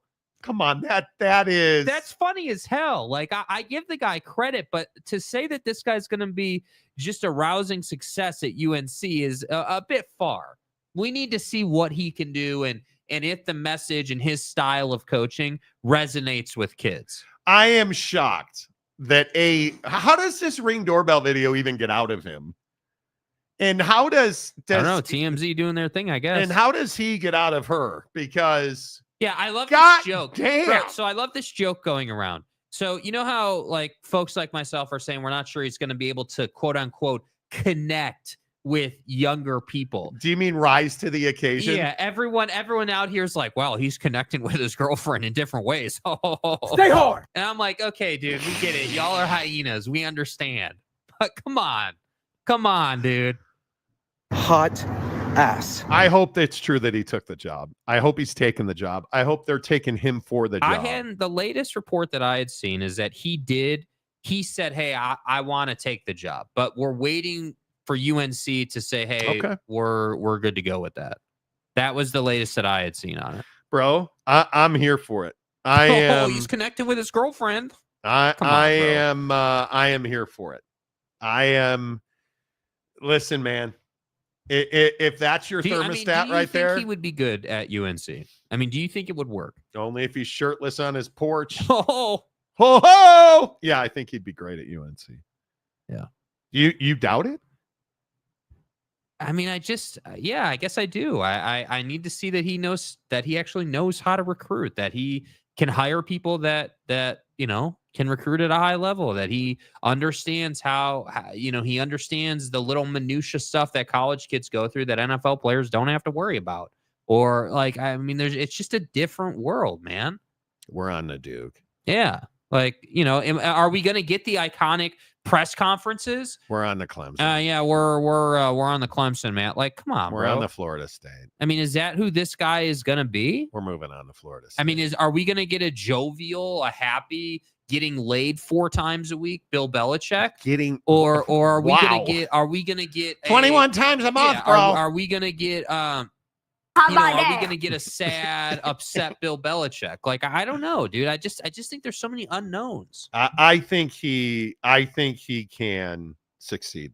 I think he is. I think he's really smart. I think he's a good football coach, and he wants to coach very clearly. He misses the grind. Yeah. He misses the grind. Yeah. And I think that we're really focused on Philadelphia right now. Yeah, I mean, the football grind is different than the girlfriend grind. We're on to Cincinnati. Because he doesn't miss that clearly. Yeah, we're focused on the Jets today. I don't think you're focused on the Jets standing on the porch, Bill. I mean, anyway, I'm not talking about that. How did you get this photo? Somebody at Ring is going to get fired for that. CVS in Chapel Hill is stocking up on Viagra. Stay hard. I don't think he needs Viagra. Oh man, dude. But that's me. I heard Belichick gave them 400+ page Bible on how he wants to set up the program. Yes, that's what was reported. Yes. Yeah. Christopher Shannon, negotiations are over. Time for football. Play it, dude.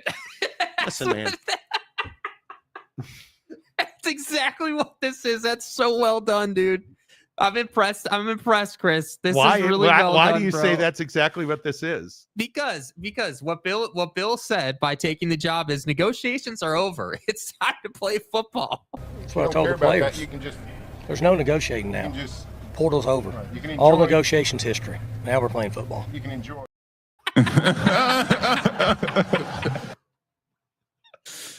Get him, Bill.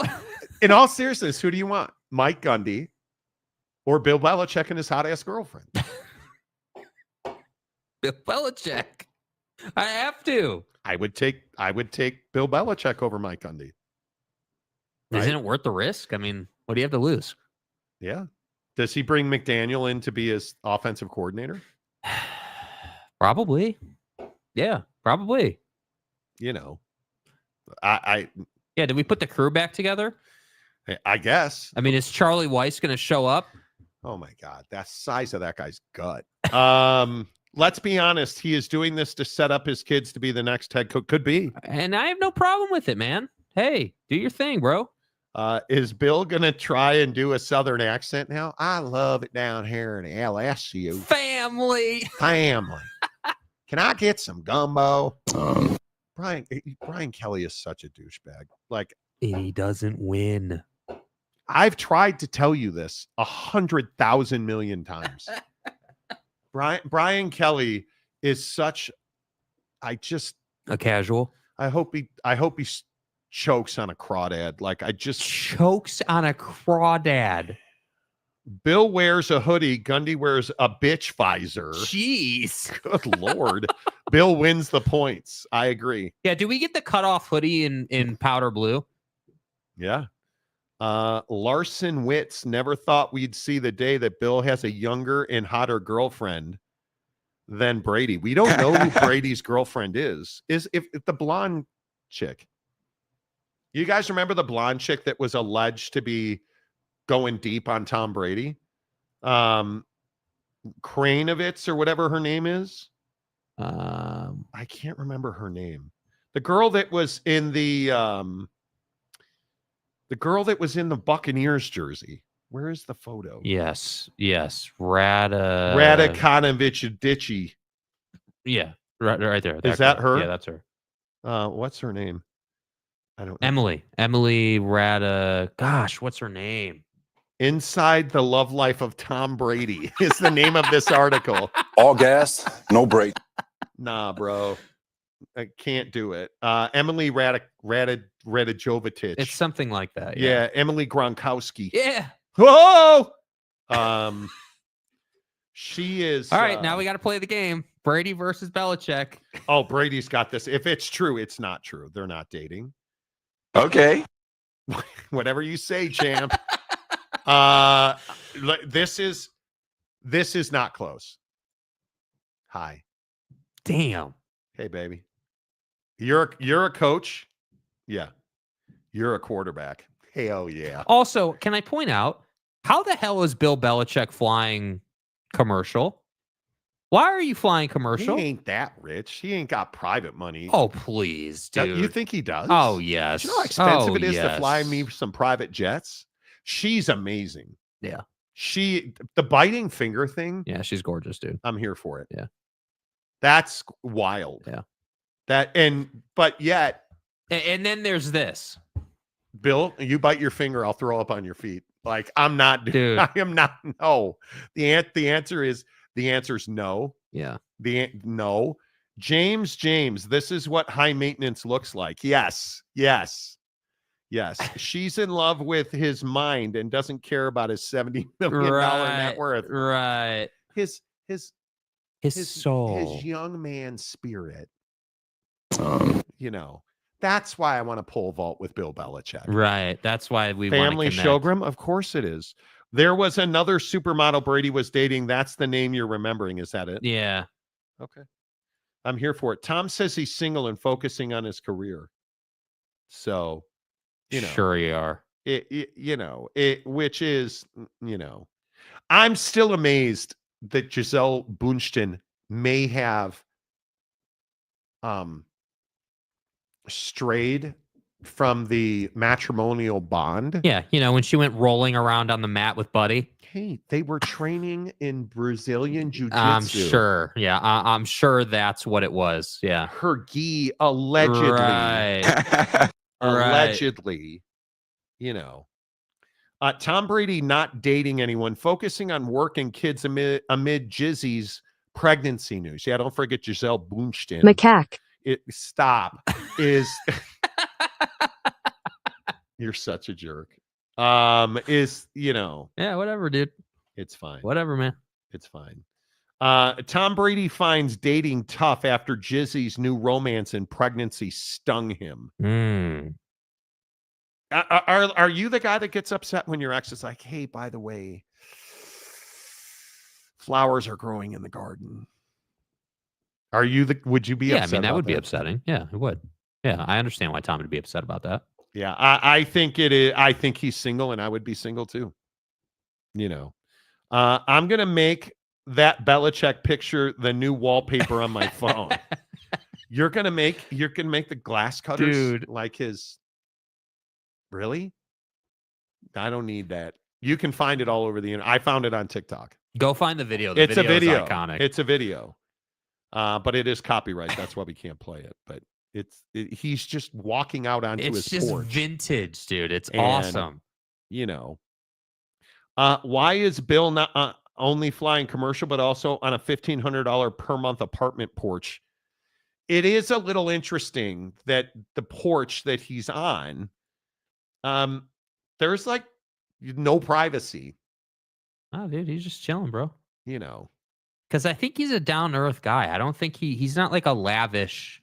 He also owns a yacht. So let's not get Irina Shayk too. Okay, dude. Tom, new fans only page. Monty throwing up on Belichick's feet, dude. Okay. Geoff, Jizzy downgrading to a man bun loser was the best thing ever to happen to Tommy Boy. Do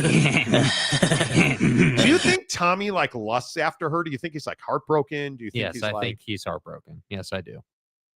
You do? Okay. Yeah. Okay. Can you? Jay says, can you imagine holidays meeting the family? All right, we're on to the bedroom. Nice to meet you guys. We're on to the bedroom, dude. I can't. No, I can't imagine that, man. Like.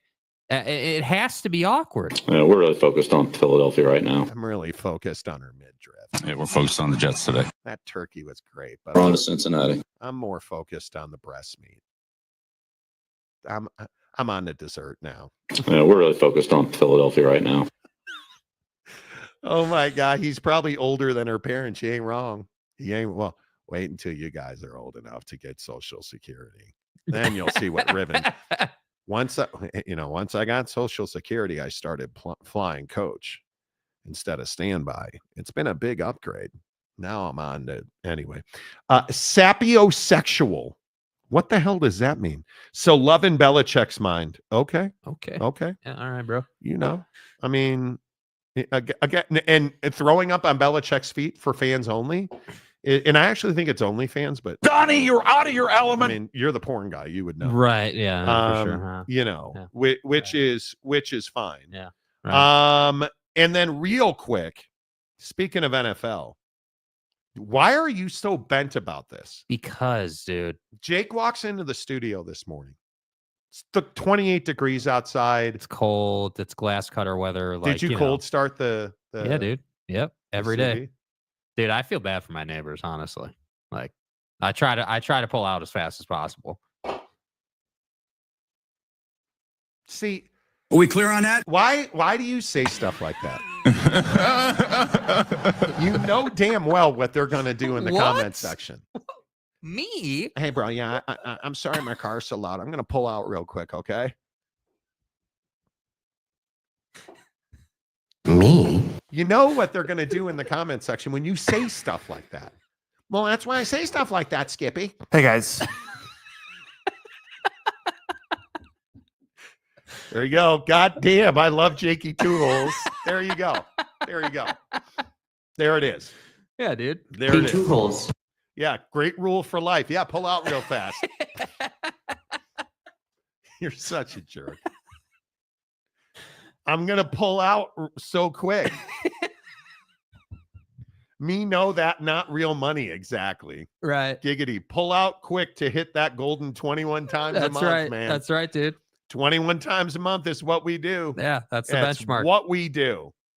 Yeah. Time for Monty After Dark. It really is. Yeah, we're a night show now. Right. After 9 o'clock. So, all right. Why are you so upset? So Jake rolls into the studio this morning. Right. Speaking of glass cutters. Right. Yeah. You roll into the studio this morning, like all bent. Right. About Netflix on Christmas Day. I don't need Netflix on Christmas Day for sports. This is my problem. Okay, cool. You've got faces, you've got names. Manti Te'o. Like, I like Ian Eagle, like Laura Rutledge, Greg Olson. There's several marquee names here. Yeah, what he said. Right. So here's my issue. Those names are not going to make Ian Eagle. It's Noah and Ian Eagle. Those names are not going to make your stream quality better. Yeah, especially with the glare off the Eagle family forehead. Yeah, 5 heads over here. I don't have a way to help your stream do better, and I don't trust that Netflix is going to be able to handle the demand. You didn't do it during the Jake Paul fight. The stream quality was garbage. You really think that's what's going to happen here? Yeah, I'm concerned. Yeah, I am. Mm-hmm. I don't trust them. I trust Amazon because they've shown the ability to do it flawlessly. Don't trust Don't trust Netflix. Don't trust their ability to live stream sports yet. I'm not concerned about the quality of it. I don't know why we need NFL on Netflix. Now, listen, there's a lot of quality programming on Netflix. I actually like Netflix. I'm into the cock lately, though. Why? Why? What? Oh, because that's why do you say things like this? You like know what what they're going to do in the comment section. Like what? Macaque. Quote, I'm into the cock lately. Yeah, that's where I watched The Jackal on the cock. Dude, this is a family program. I mean, that's just completely, No, not that kind of cock. Dude. Stay hard. Bro. You're welcome. I'm in the Peacock lately. The things that I watch, YouTube TV, HBO Max, because that's where the travel show is that I can't think of. The travel where show? You go and find houses across the world. House Hunters? House Hunters, thank you. House Hunters International, HBO Max. And Peacock, because I'm telling you right now, The Jackal's a great show. It is not a show you should watch with your kids, but it is a great show. Nice. What is the Lioness? Lioness Fire Show. Is that on Netflix? No, it's on Paramount Plus. That show sucks. Are you being serious? It is so violent. Okay. Am I wrong? Yes. You're getting soft. That's one of my favorite shows right now, Lioness. Is there gratuitous sex scenes? Yes. Is there gratuitous violence? I wouldn't say gratuitous sex scenes. There is violence, yes. This episode where they have to rescue the congresswoman from Mexico. Yes. And dude, that was a fire episode. Bro. What? The violence in that episode was off the chain. Cartel, bro. What do you expect? It wasn't the cartel. It was the Mexican state police who were in the cartel. In the cartel. And then the helicopter rolls up. Yeah, dude. Yeah. That was some. Now, Zoe, what's her name? I don't remember. Yeah. Sure. Not Deschanel. No. What is her name? I don't remember her last name. The star of Lioness, whose name is God dog it. Yeah, Zoe Saldana. Yeah. Bro. Yep. Good night. And then in addition to that, Landman is fire. Landman is a great show. Get a life. Anyway, my point is, I don't watch Netflix all that much. Yeah. Sounds like Monty needs to stick to Disney level action shows. I am shocked that you think Lioness has too much violence. It's not too much violence. It's a lot of violence. It's a lot of bullets and foreheads. Now, The Jackal isn't not bullets and foreheads. If you like Lioness, The Jackal is amazing. So, okay, I'm trying to understand what's the difference. Why do you enjoy The Jackal but not Lioness? Because there's actual storylines built around nonviolence. Now, the violence in The Jackal it just becomes a lot. We've talked about this on the show before. Right. Is my testosterone has fallen in old age. Mm-hmm. Violence on TV it's why I stopped watching The Mayor of Kingstown. Mm-hmm. Because I felt like that was just violence for the sake of being violent. Mm-hmm. I like Lioness. I actually do really like it. I really like The Jackal. The storylines in The Jackal, his ability to morph the shot. I love sniper things. The shots he makes, the way they film it, the scope shots that you get, like the storylines, the writing, it's amazing. Yeah. It's the character development. It's amazing. It is. Yeah. Geoff couldn't get through Squid Games for the same reason. Squid Games is not half as violent as Lioness. Squid Games is a Disney show compared to Lioness, right? I mean, people still get shot in Squid Games. I mean, Lioness is a military show, so I get what you're saying, but Lioness I don't know. I'm all about Lioness. I think it's a great show. I think I don't think it's a don't. I'm not saying you're saying it's a bad show. I'm saying that the Lioness, it's a Taylor Sheridan produced show. So I don't know what that means. Taylor Sheridan is notorious. Taylor Sheridan did Yellowstone. He's done Lioness. He's doing Landman.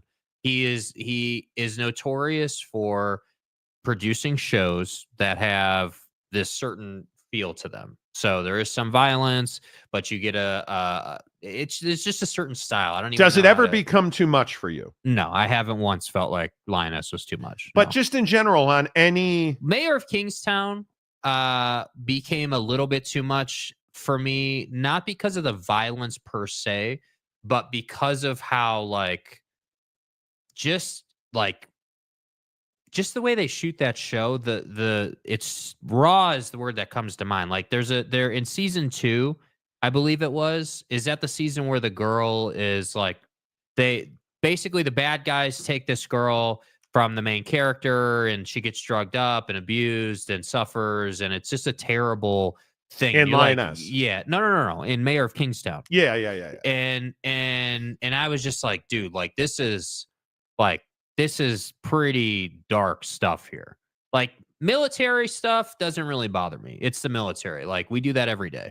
That just is what it is. But when you start getting into urban people, getting abused and it just is a rough show to watch. It's a great show, but it's really hard to watch. Mile High Phil, I think Mike is right. Monty rather would watch Moana. No, I wouldn't. That's not what he's saying. What I'm saying is I get burned out that everything on TV is violence. Everything. Like the shooting of the United Health guy. Yeah. That's an episode of The Jackal. Do you see they found his fingerprints at the scene? Mm-hmm. It just gets violent. Netflix is doing all these test streams for when Monday Night Raw starts in January. Well, I just don't buy that they can do it reliably. And again, I'm getting when you want to talk about burned out, I'm getting to a point where I'm burned out having to figure out where the NFL is every week. I would agree with that. I'm tired of it's Fox and CBS and NBC and ESPN and Netflix and Amazon Prime.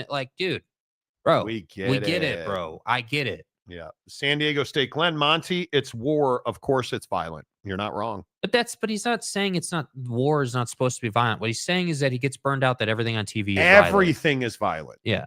That's why I've stopped watching the news. It's everything. Like this idiot in Sandy Jitta who drove. So this guy buys a car. Not just any car. A Subaru. An Outback. From a Mazda dealer in Sandy, Utah. That we've driven by countless times. 10,000 times. Yeah, countless times. And homie doesn't like the car because it keeps breaking down on him. They won't take it back. He bought it as is. So he drove it through the front door of the dealership. Legitimately. That's what we do now. Yeah. We write notes on bullet. I just feel like everything is violent. Everything is violent. Life is real. It is. Hit the like button. Yes, please do.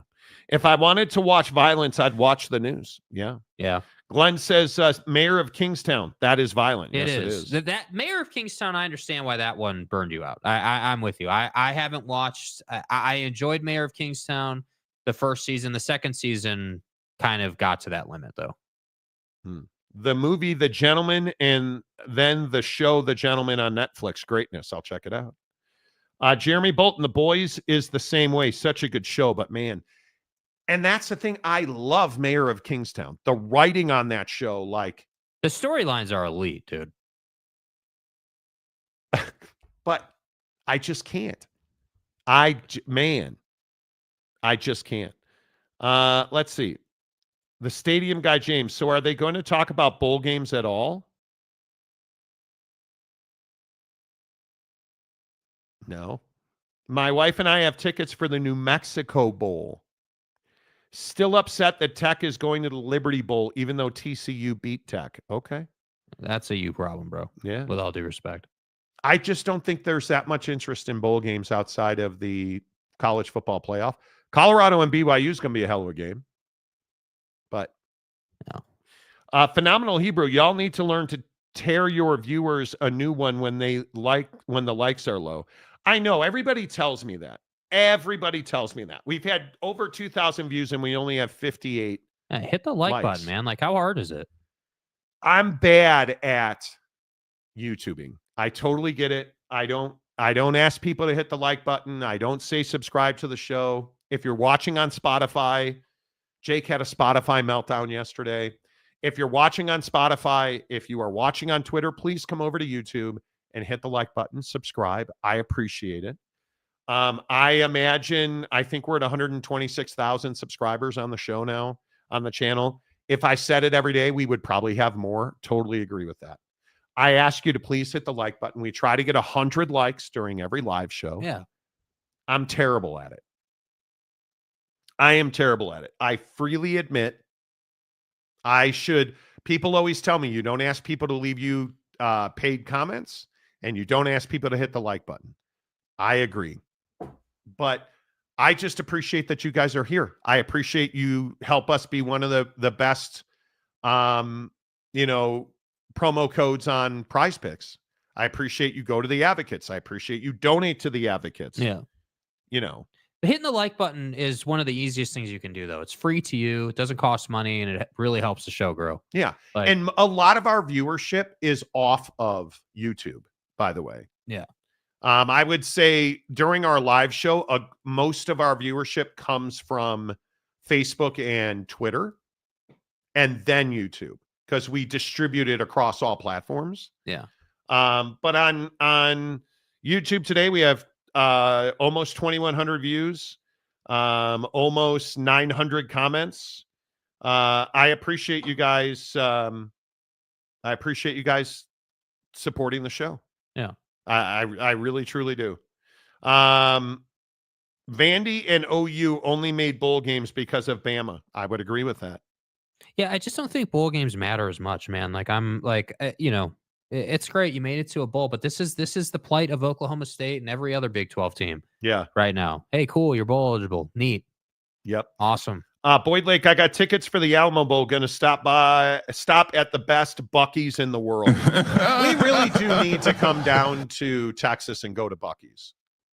We really need to. We should do a Texas meetup at some point. It's free and only takes a second. Not sure why it's so hard. Yeah. Agreed. Yeah, Agreed. I agree. Do a lot watch on Spotify. Pretty good amount. Yeah. Pretty good amount. We had stopped doing it because their video platform was buggy, frankly. It still is. But a lot of people like watching video podcasts on Spotify. That's why we do it. So well, and correct me if I'm wrong, but I think on Spotify you can listen to the show while your phone is locked. It still plays. It is. Yes, you so can. A lot of people like that. That's why we have a lot of people on Spotify, because on YouTube you can't do that. Yeah. Phenomenal Hebrew. I see it all the time. In the golf community, this happens a lot. I've seen YouTubers stop whole broadcasts until they get their stated likes goal.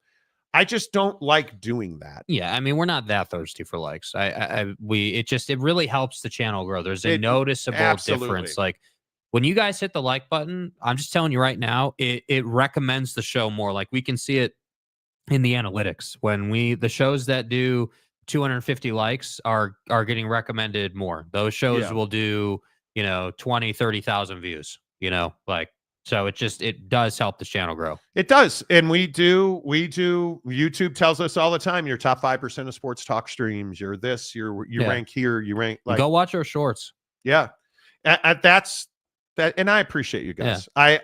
I should be better about it. Hit the like button. I should be better about it. Go ahead and hit the like button. Right. Like, you're not a fan, Jim. I love bowl games, but I'm a college football junkie. I think the bowls have been really. Do you guys care about bowl games? Not as much as we used to. They've been watered down. Right. So if I say, obviously the college football playoff, we all care about it. Right. There's no doubt. But I'll be honest. Like if you said to me, hey, Oregon in the quarterfinals, Oregon's going to play Texas at the Rose Bowl.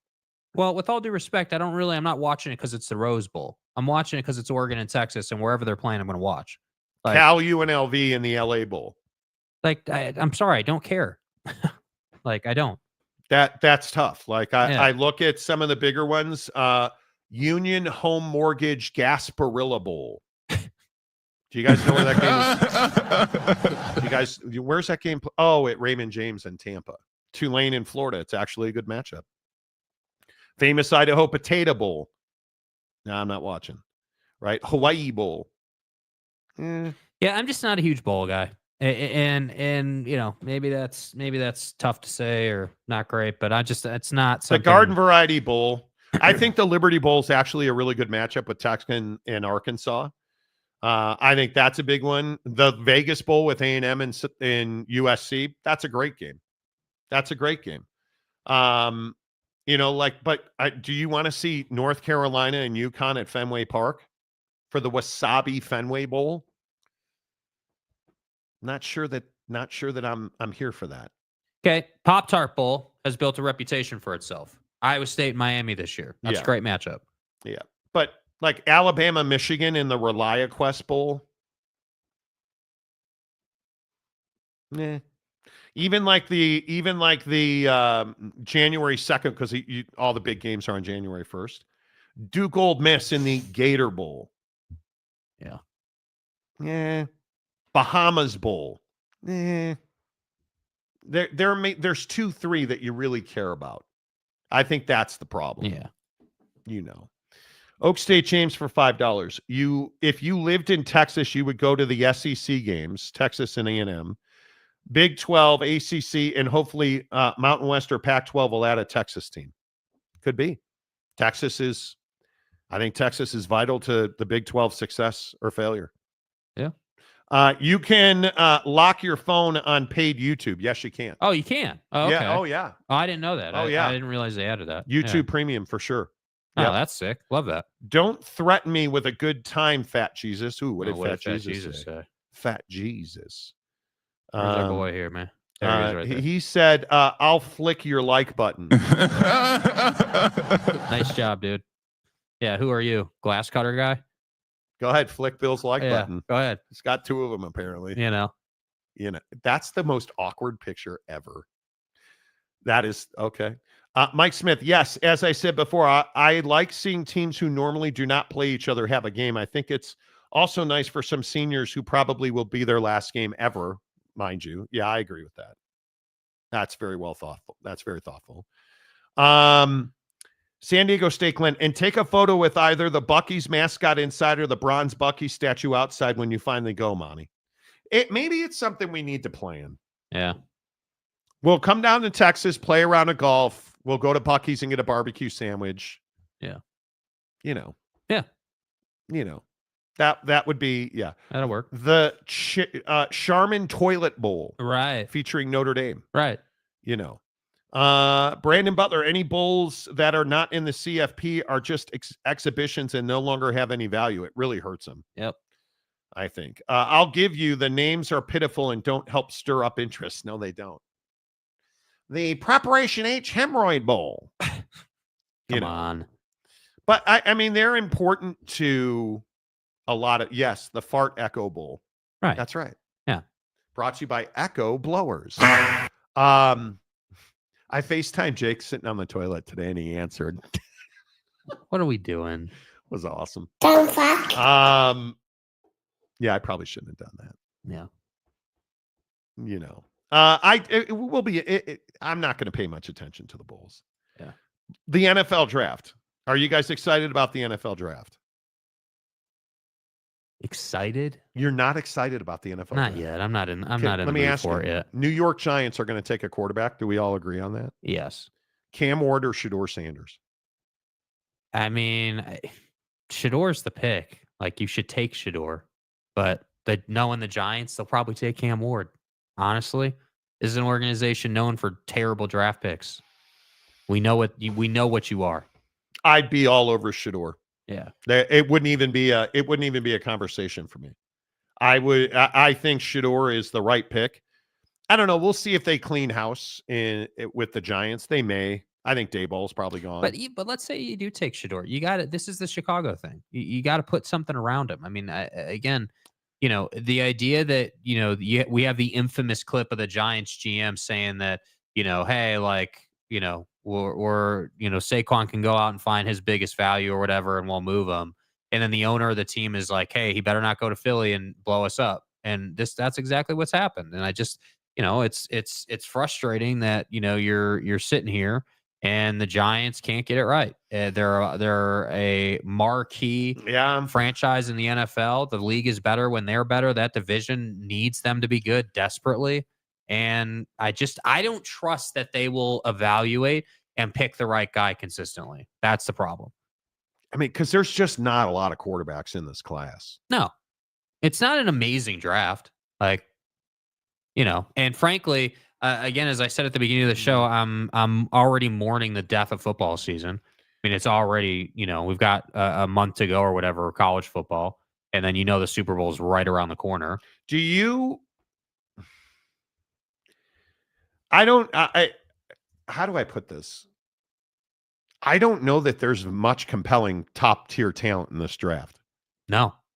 If I said, because I think probably offensive linemen and edge rushers are the best value in this class or in this draft. Right. I think I'm almost certain that that's what it is. But I'm interested to see where all of this ends up, because I don't frankly think, if you're Travis Hunter and you end up in New England, are you excited about that? Because I think this probably goes Shador number 1 to the Giants, Cam Ward number 2 to the Raiders, and Travis Hunter to the Patriots. If you're the Giants, is there value in taking Travis Hunter number 1? Him and Neighbors, forget it, and go pay a quarterback. Yeah, I mean, yeah, but again, I like that idea a lot. I love the thing I love about the draft is this conversation. Like, how many different ways can you go about your slot where you're picking? And the Giants, I look at them and again, I'll say it again. I don't trust you to think like that. To think like, hey, if we've already got Malik Neighbors, we could go out and get Travis, and then we could go out and pay a quarterback, right? Like, we could do that. And that would probably work a lot better than drafting a rookie QB and having to deal with that for probably 2 seasons, in all fairness to Shador. I mean, that's typically what we see with rookies in the league, Because who's even the third best quarterback? Shador, Cam, Jalen Milroe? Jalen's transferring, bro. But I'm not excited about Milroe or Carson Beck at the pro level. I mean, Milroe. And now Carson Beck with this elbow injury. Yeah, I mean, you're talking about having allegedly. It's not. I don't think it's been confirmed what they're going to do about this. But he's got issues with his UCL and his throwing arm. That's. What about Quinn Ewers? Not dealing with that. Yeah, I think Quinn Ewers has had a disappointing season, honestly, by his standards. Drew Aller? No, I'm not excited about Drew Aller. No, I'm not. Nope. Where does Ashton Ginty end up? Is there any chance he does not end up in Dallas? Because you look at the first 3, who needs a running back? The Giants, the Raiders. The Giants are taking quarterback before running back. Raiders Patriots. I guess the Raiders have a quarterback. Yeah. Patriots Raiders need a quarterback. You got to find a franchise guy. Yeah. In my opinion. Yeah. The Patriots, no. Carolina, you got to get better defensively. If they don't take Abdul Carter. But at least with them, Bryce Young's really starting to come along. Mason Graham. For the Panthers, you can go defense and feel okay about that. Cleveland Browns. You've got Chubb, and now you've got the Crab Stealer. You can't tell me they're not going offensive line. I think for the Browns, you're probably going offensive line, but you're also going to see what the people ahead of you do, because if somehow someone's available who shouldn't be, then that changes your hand. Jets, I think the Jets are one of the candidates to trade up. Jets need a quarterback. They don't need a running back. Tennessee Titans, don't think so. Jacksonville, no, Jacksonville needs defense. Yeah. Tennessee needs offense. Jacksonville's got to go defense. Has to go defense. The Chicago Bears, we need running back. You're goddamn right. Offensive line. But you have better draft the best offensive lineman available to you. And I agree, Will Campbell, who I think has the best footwork in the entire NFL draft. The Saints got to go defense. That defense is horrendous. I guess the hard part too is with the draft, it's so early right now. Obviously, we still got a couple months here, and leading up to it, I mean, there's so many things that can change. I mean, take the Jaguars, for instance. I mean, This whole Trevor Lawrence took that dirty ass hit, big time concussion, done for the year situation. I mean, that's a fluid situation. I mean, how does that change the front office's view of Trevor Lawrence? I mean, he did nothing wrong, but he takes this massive shot. Obviously, they're not just going to quit on him. He's going to be there. But if you're not sitting in that room saying, "Hey," you just extended him. Yeah, but like if you're not sitting in the room saying, "Hey, like we gotta be mindful that this guy's going to be more susceptible now." Like you took a massive, with all due respect, life-altering concussion type hit. Mm-hmm. You're going to be more susceptible. So, with that being said, what are we prioritizing in this draft? It's a light draft from the QB perspective, so we're not taking any type of QB talent. We need defense big time, but we could also use some more weapons. And that's where I say the NFL draft is, I'm telling you, these guys change what they look for, situation to situation, right up until it's time for them to make the call to draft who they want to draft. I'm very interested to see how much quarterback talent leaks into the 3rd and 4th round. Because is Drew Aller in any way, shape, or form a first-round quarterback? No. Absolutely. Hell not. no. Is he in any way, shape, or form a second-round quarterback? That's pushing it. I think he's a 3rd rounder at the top. 3rd or 4th? Yeah. Top right? of his potential is 3rd round, in my opinion. John Teal for $2. How about Dylan Gabriel as the 3rd best quarterback? He's left-handed. I think that's certainly something that you worry about. How much does Tua help that, though? Because when Tua's right, obviously they have a great offense. Yeah. I mean, before Tua, you didn't really have prolific left-handed quarterbacks. You only had a couple in NFL history, really. He doesn't have the size you want. Right. 5'10", 200 pounds is not ideal. I would take Quinn Ewers over Dylan Gabriel just from an NFL perspective. Yeah. The guy's bigger, stronger. Dylan Gabriel's a baller. In college, he's a far better quarterback. But look at what they've done with Bo Nix. Now that's Sean Payton. Yeah. Quarterback guru. But he's balling, dude. Bo Nix is playing football. Yeah. The problem is you look at the slight quarterbacks who have come out in the draft lately. Kyler. Bryce Young. They've all gotten their ass kicked. Yeah. It's tough to jump. CJ Stroud. Look at Brock Purdy. Mr. Irrelevant. It's so rare that, I don't know about Dylan. That's a really good point. Yeah. John, that's a really good point. It'd have to be the right situation. Yeah. Mike Smith. Some teams get so QB needy that they lose their damn minds and draft some QB way higher than they should. Yeah. I would much rather buy one. That's just me. I think Zach could have been in Bo Nix's situation if he wouldn't have gotten drafted by the Jets. 100% agree. I agree. John Teal. Is it me or does Quinn get hurt a lot? Well, he has been. And they've lost faith in him. Yeah, it's been a rough year. He's earned that, dude. Interceptions, not being the leader they need him to be. Like, there's been some questionable moments, no doubt. Yeah, I would agree with that.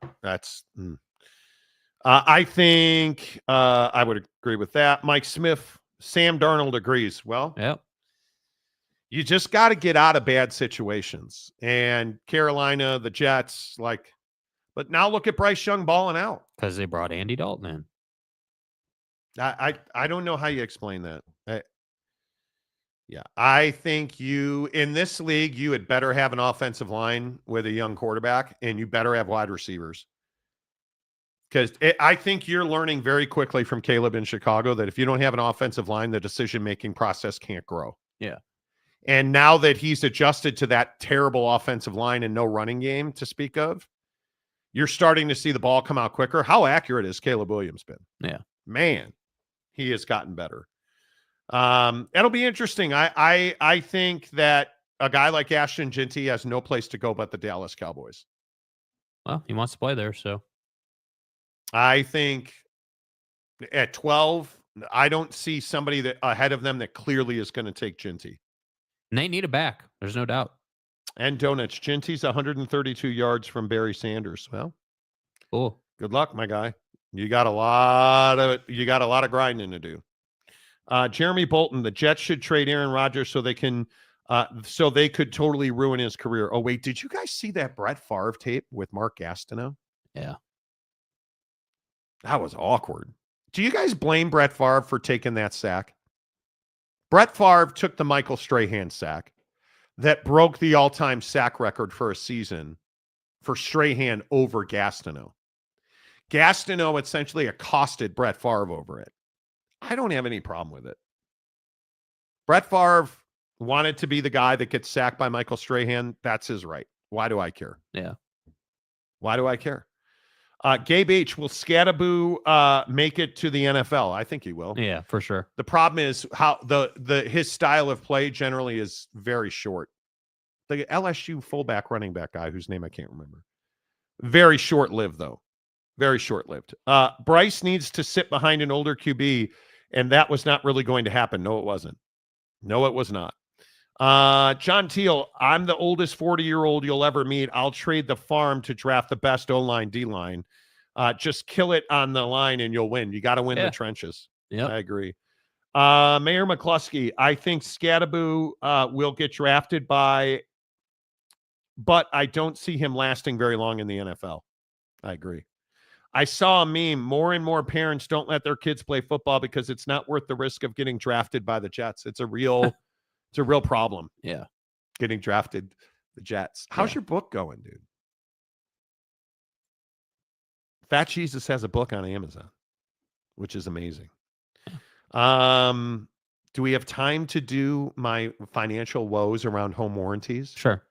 Yeah. Okay. Do you guys have a home warranty? Saturday morning, my wife came upstairs. Honey. Water heater's going out. 17 years old, not surprised. Hey, we got a home warranty. Don't worry about it. Now, what was your understanding of what the warranty would cover before you went through this? I pay you $100 a month. You cover the cost of that water heater. Okay. You cover the cost of my garage door. That was your legitimate expectation. Yes, I've paid them. I have to pay a trip charge of $125 every time somebody comes out to do something. Of course. I'm good with that. Yeah. Plumber comes out. It happens Saturday morning, first of all. And we call Saturday. We call Sunday.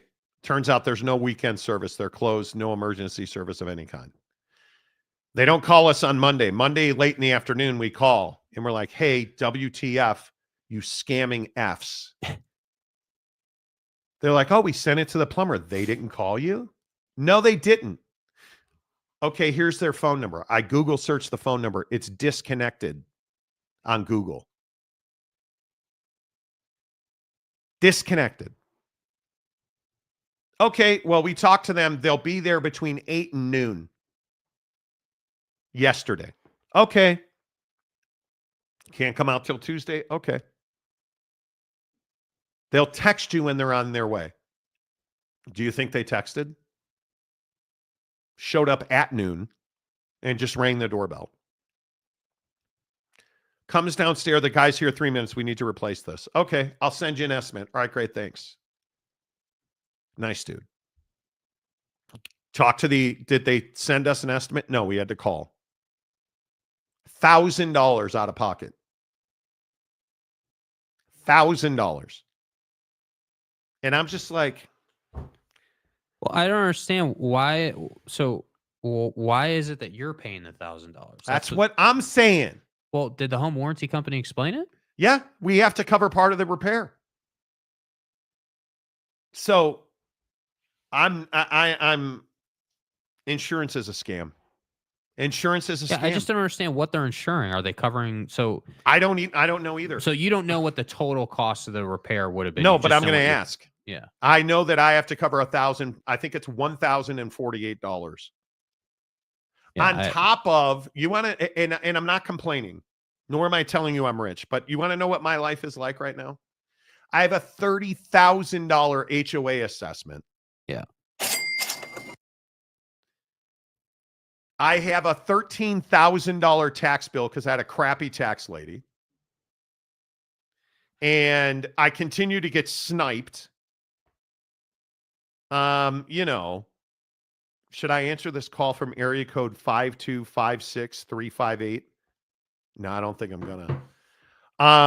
I continue to get sniped by the IRS. Like, I don't even like going to the mailbox right now. I have a new accounting firm that audited all my stuff, and they say that I should be good after this.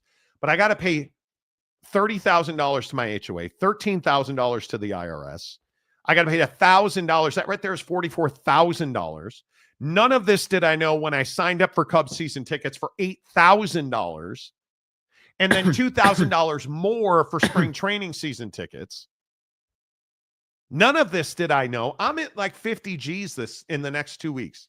It's outrageous. Yeah. And all of it is out of my control. The tax thing, probably my fault. In that I should have been on top of my tax person. But this HOA assessment, scam. That's wild, dude. Scam. Yeah. This water heater thing, scam.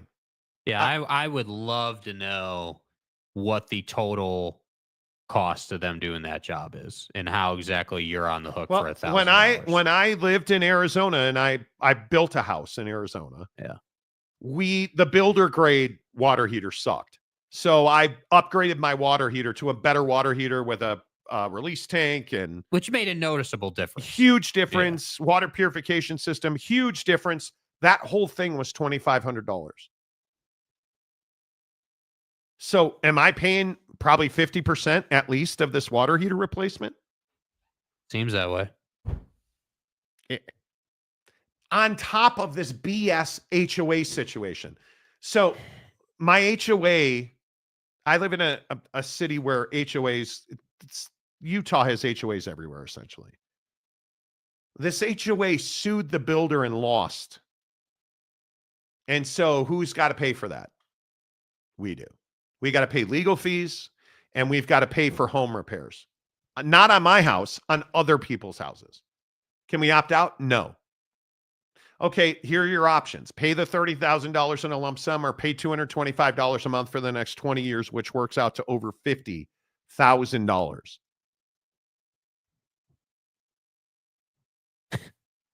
Those are your options. Neither of them are good. It's ridiculous, man. I have had a run of financial bad luck that I have never seen in my life. I just can't even explain it. Yeah. Can't even explain it. It's just... Yeah, it's surprising, dude. And I already pay them $400 a month. And they don't do almost anything. Well, the crazy thing is every house in the HOA is paying them $400 a month, and it's still not enough. Yeah, they say they're because they paid legal fees, right. And we had to, and you had to, and we have to. Sure. And the landscaper and the plow service. Okay, well, when the bushes in front, this is my HOA life. The bushes in front are growing through the screen on my front window, and I'm like, I'm going to trim it myself. They're like, no, that's an HOA violation.